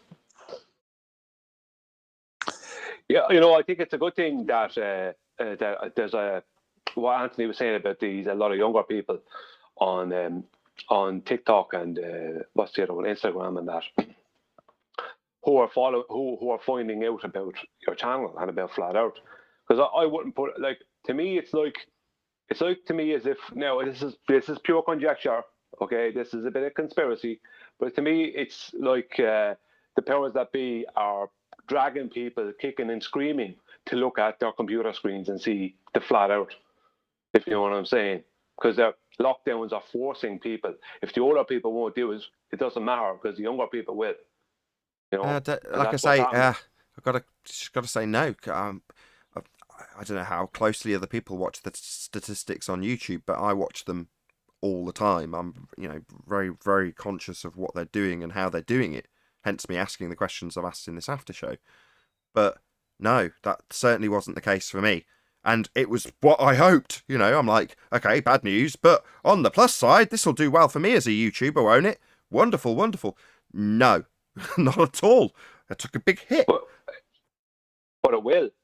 You see, at the time, they blocked you when people first went into lockdown. So if I was going to do it in the way let's say, in my conspiracy theory, I would do it exactly like that. I would block you and other Flat Out stuff at the start of the lockdown, and bit by bit, then I would allow it out in different ways, because people in lockdown are going to go through a lot of nonsense before they get the Flat Out, and if they get the Flat Out straight away, they'll just reject it, and it will look better. It would look better now if people found out that you were blocked by YouTube at the start of the lockdown. So someone who's a young person who could be 19, 20 or whatever, or 15 or something, they're going to go, why did YouTube block this person? Let's not make out like it's the case. And so I'm all for speculating, but when you plug it into a scenario that implies that is the case, that's a step too far. We're just speculating, right? Coming up with a hypothetical. Yeah. Maybe I'm not going to be able to stop you. No. It's grand. I know. Like, I mean, I'm only just coming up with theories. And I agree with you. That's the thing. Right. Stuttering over my words because it's hard to phrase this in a way I want to present publicly. Privately, I'd agree with you. I'll just say it. Yeah, okay. But I've now said it publicly, so therefore publicly I agree with you, which I don't. Officially, I don't think that's the case. Right, I can't prove it, right? I can't in any way show any algorithmic reason why that would be the case. And it might not be, so I can come up with other reasons that are to the contrary, just to present balance. For example, people who are looking into COVID. Well, obviously, they're going to be looking into it. They're locked down because of it, so they're going to be searching that. Therefore, they may not have as much time to look for me. Well, that would have a negative impact on my YouTube statistics, meaning I've got to work harder. Now, I'm not only about working harder, producing more videos to produce the same exact output with more work. That's just what you have to do if you want to be a successful YouTuber. By the same token, it's noteworthy, and I can react to those things as I watch them happen, but it also means I'm consciously aware of them happening and then question why they're happening. I'm just human, right? That's what anybody does when they're presented with data. They just go, well, why is this trend happening? Why is that trend happening? That's all I'm doing. But the speculation and the conspiracy, I can kind of, at least when I'm making a recording, Brian, between you and I can just say, no. No, it's not between you and him. I heard it too. But what you're really saying is you hope it's true, but there's no evidence for it. Yeah, I'd like to say, look, this guy from YouTube got in touch with me. He said, by the way, when we started the lockdown, I had this little magic switch and I flicked it, and it meant that the wrong people wouldn't see you at the wrong time, like you're implying, Brian. But now, everyone's kind of got used to the lockdowns and it doesn't really matter. So we flicked that switch the other way and now you're seeing a bit more growth again. So happy days, all good. And I go, yeah, man, all cool. Well, thanks for letting me know. By the way, Brian, yeah, they just needed to keep us out. That's so absurd, isn't it, when I phrase it that way? It is. The idea is completely absurd, but fortunately in one way and unfortunately in another, we seem to be living in absurd times. So, but that's not proof. That's not proof. Yeah, and I'm fine. I'm fine with speculation. In terms of the growth, when we say, oh, well, it's probably because Roxanne's been promoting you. That's something. Are you still around, Anthony? Because that's something I was going to mention. as you well know, when it comes to a lot of these subjects that you cover, I vehemently disagree with you on a lot of things you put out. And therefore, I'm by assumption going to assume that things that Roxanne puts out, I might also vehemently disagree with. So I just, even though she's promoting me, right, I don't want to be left in an awkward position where she finds herself thinking that I might support her in something she says about vaccines or something about COVID, because I probably won't, based on the interactions you and I have about this discussion. Anthony's probably not in front of his mic either. I probably won't even get a response to this. Oh, there we go. No, I am here. I am here. But did you hear the last little chunk of what I just said? No, the dog was being spoken in the background. Just ask the question again. I called it. I'll just repeat myself. So what I'm saying is, I'm very grateful. I'll start that way. Shit sandwich time, I'm afraid. I'm very grateful that Roxanne has been promoting me. However, as you well know, when you presented things, past tense as your channel's now gone, I would often disagree with you. And I'd put it in comments and I'd even discuss them very, calmly and candidly with, we're good friends. But it doesn't mean I agreed. Often I wouldn't agree at all with what you were punting. Some of the sentiment I might agree with, but on the whole, we would disagree on a lot of stuff.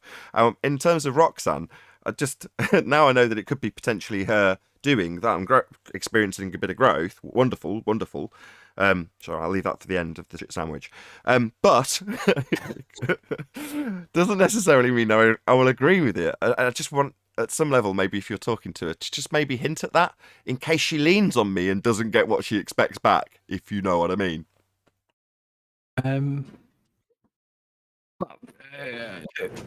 Leave it with me. I'll come back to you on it. I've been subtle. I'm sure you get what I'm picking up on, putting down, I'm sure. No, not really, if I'm honest. You'll have to spell it out. Tell Roxanne, don't necessarily lean on Nathan when you're punting some COVID stuff, because he may not agree with you.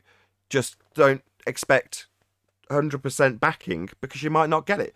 And you can speak from experience. Oh, no, she doesn't. She doesn't. She uses you in the context of, you do realise that we've not been to the moon, and 9/11 was a controlled demolition, and the Earth's not a ball. She cites you as, when they say what, the Earth's not a ball, that's always the one that they jump on, because it's a new topic to most of them, because they're all young, they're all fresh out of school or college, or they've not had a mortgage to get bogged down paying and all that. It's a new topic to them. So when they say, what do you mean the Earth's not a ball?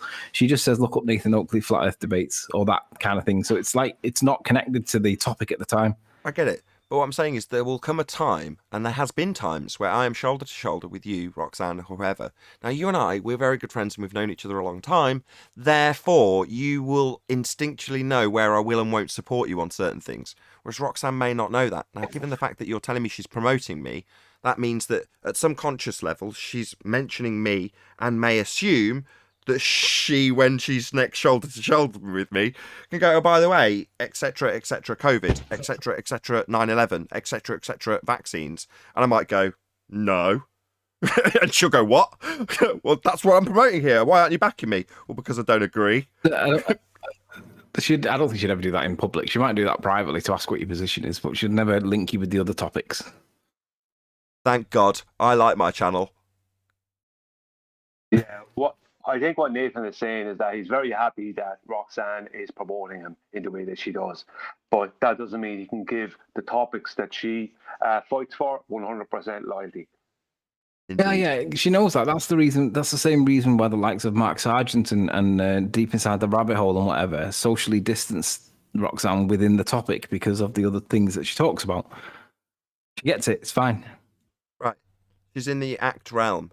And many of the things discussed in the act realm I don't agree with at one level or another. I mean, don't get me wrong, there's plenty that I do agree with. But, there's just so many subjects that people... This is going to sound horrible. People have looked into them to an extent and then will present their opinion on them. And often the motivation behind the thing that they're criticising, they might not fully understand. That's as much as I can say. That's as vague as I can leave it. And with that, no. I think that flat Earth breaks the way that the mainstream world has set up people to think, because once you realize a lie like this is under the rug, it's not that it makes, like for me, it doesn't make me skeptical. It it makes me more conscious of being responsible for the information that I take in. So instead of being skeptical of information, no, I want the information. If you're going to tell me something, then give me where the source comes from, and let me see for myself what it means to me. You know, Exactly. I think a lot of people don't do that anymore. Precisely. I'll give a good example of that. So JLB recently released a video, and he directed people to his website for the video itself, presumably to either to both or to promote his website and to maybe avoid any trouble on YouTube. I don't know. I'm not going to divine his motivation for putting it on his website. Anyway, he redirected people for free to his website, which is typically members only. And in this video, he showed very clear evidence described by filmmakers of war footage made by people in the 1940s that were acclaimed cinematographers that had gone out on active duty and, according to them, were involved in war, but also, when an event occurred, they had to some degree, recreate the event. Now, let's just rephrase that. They had to fake it. And they openly admitted to faking it. This is how we reconstructed it. Now, a lot of that footage later on down the line was taken to be actual war footage and misrepresented. And a few examples were given, and it was official rhetoric about people who had been, according to the narrative in this article, on active duty and previously filmmakers, so a bit older, didn't necessarily have to be there doing that, but spent considerable time, maybe 2 or 3 years, out there filming the war. But where they would only get maybe 10 seconds of what was claimed to be an event, and from JLB's perspective, he's saying, no, these aren't real events. That's his perspective. Fine. But he's saying, here's actual evidence that says they did, it's their narrative, fake footage of war, later to be used and presented as real footage. Ha ha ha is the narrative. You know, oh, these people didn't even realise that this was part of a documentary. It's just 1940s footage from a war, therefore assumed to be real, and presented that way. Well, in reality, just so you know, a lot of this stuff was actually lost on sunken ships, the real footage we didn't have. So therefore, that's what we got. But it doesn't mean it's real, but some people still think it is. Isn't that amusing? It's like, yeah, but for everybody who read the article that presented that footage, they were told it was real, and it wasn't. It was fake. Now, my bad to the guy who's taken what is presumably claimed to him to be real footage, put it in his article, and said, here's real war footage. They're just setting the record straight, and JLB puts his spin on it because he's got a narrative that says all war is fake. So, who was it that came? I think it was Eli that came up with the last point. Was it you, Eli, with this point that I've drawn a tangent to? Yes. Right. So, when he puts his spin on it, it's like, well, that's your spin. And in this isolated incident, it doesn't mean he's got no other evidence to make his claims with. You can only take what is presented and assess it on its merits. So what do we have in terms of this information? Does this prove war is fake, to take it to the extremes? No. It does prove that in certain circumstances, people have taken what is clearly fake footage and presented it as real. That is what they've told you in the article. And they've presented reasons why and tried to justify them. Fine. Still part of the same narrative, but it's just telling you like it is. So, like I say, you just take that information and process it. But for the guy who's on the picket lines saying war's fake, you go, I don't know if I agree with that. Even with a minor amount of information. If anything, with that small piece of information presented by JLB, I'm more cautious. You know, I don't want to be that Dunning-Kruger idiot that goes, war's fake. Why? Well, because at some stage, people presented what was actually fake footage mistakenly as real footage. Therefore, it's all fake. You go, oh, well, that's a step too far. What are you doing? You know what I mean?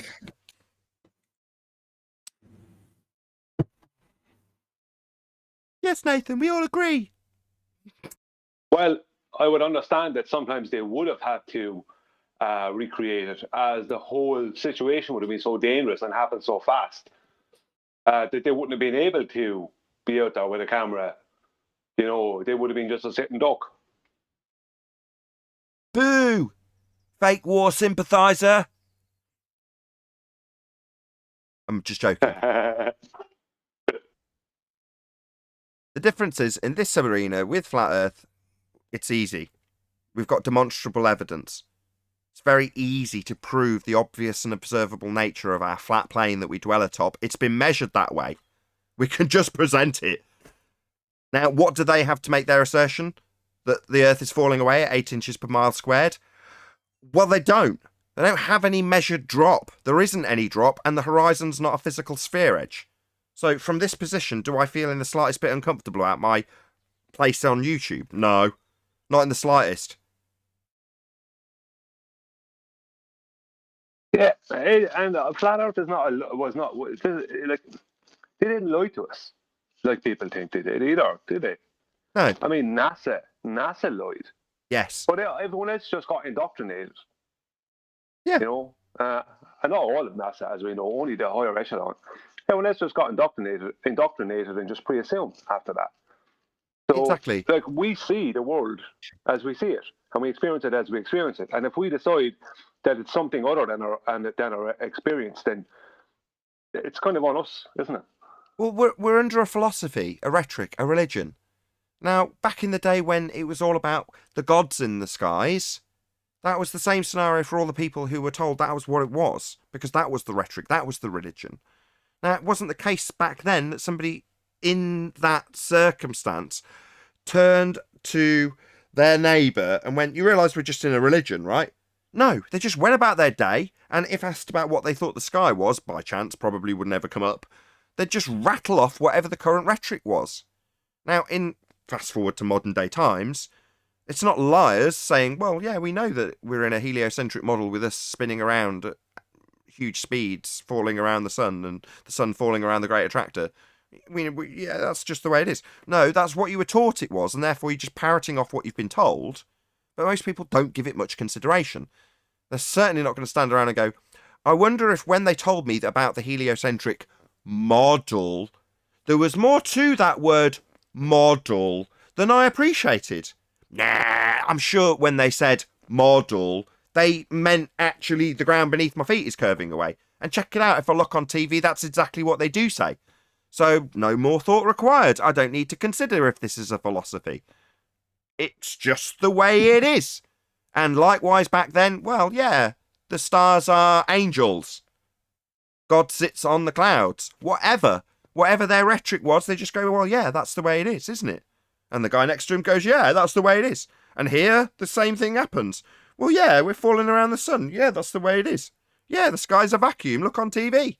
And the guy next to you goes, yeah. And everyone agrees, and they get about their day. And that's it. You know what? I don't understand why the black swan isn't all that they need. Because again, like the way my mind works, if someone tells me something that I think is not what it is, the first thing I'm going to do is check if that's what it is. So, like, if you do Google, you come across a PDF that's very simple. It's how far away is the horizon? And so you read the first few lines. When we stand on the shore with our feet just at sea level and look out to the sea, we may ask, how far away is the horizon? We start by making the simplifying assumption that the Earth is a sphere with a radius r. Then the line from our eye to the horizon is tangent to a circle of radius r representing the Earth as shown. And, yada, yada, yada, yada. So I see everything other than all of the stuff that they try to come up with to say it isn't that. They don't say if you're standing at the shore, this is the distance to the horizon, unless you have atmosphere. The only assumption here is that the Earth is a sphere, and they put it in words right there. I don't understand. Exactly. And what we get told is we don't expect to see geometry. Nobody's claiming the horizon is Earth curve. It's like it's the first thing that comes up on a Google search. That is where your argument begins.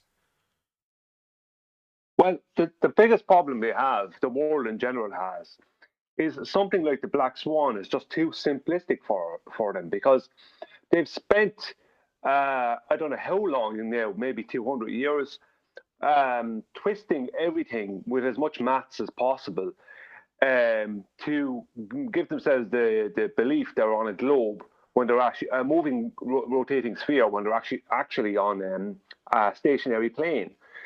So everything to do with the natural world, the earth, if it has a shape or what it does, all this kind of stuff, it's all being complicated. Everything that they ever got or saw is complicated, and most of it is mathematical, which goes over people's heads.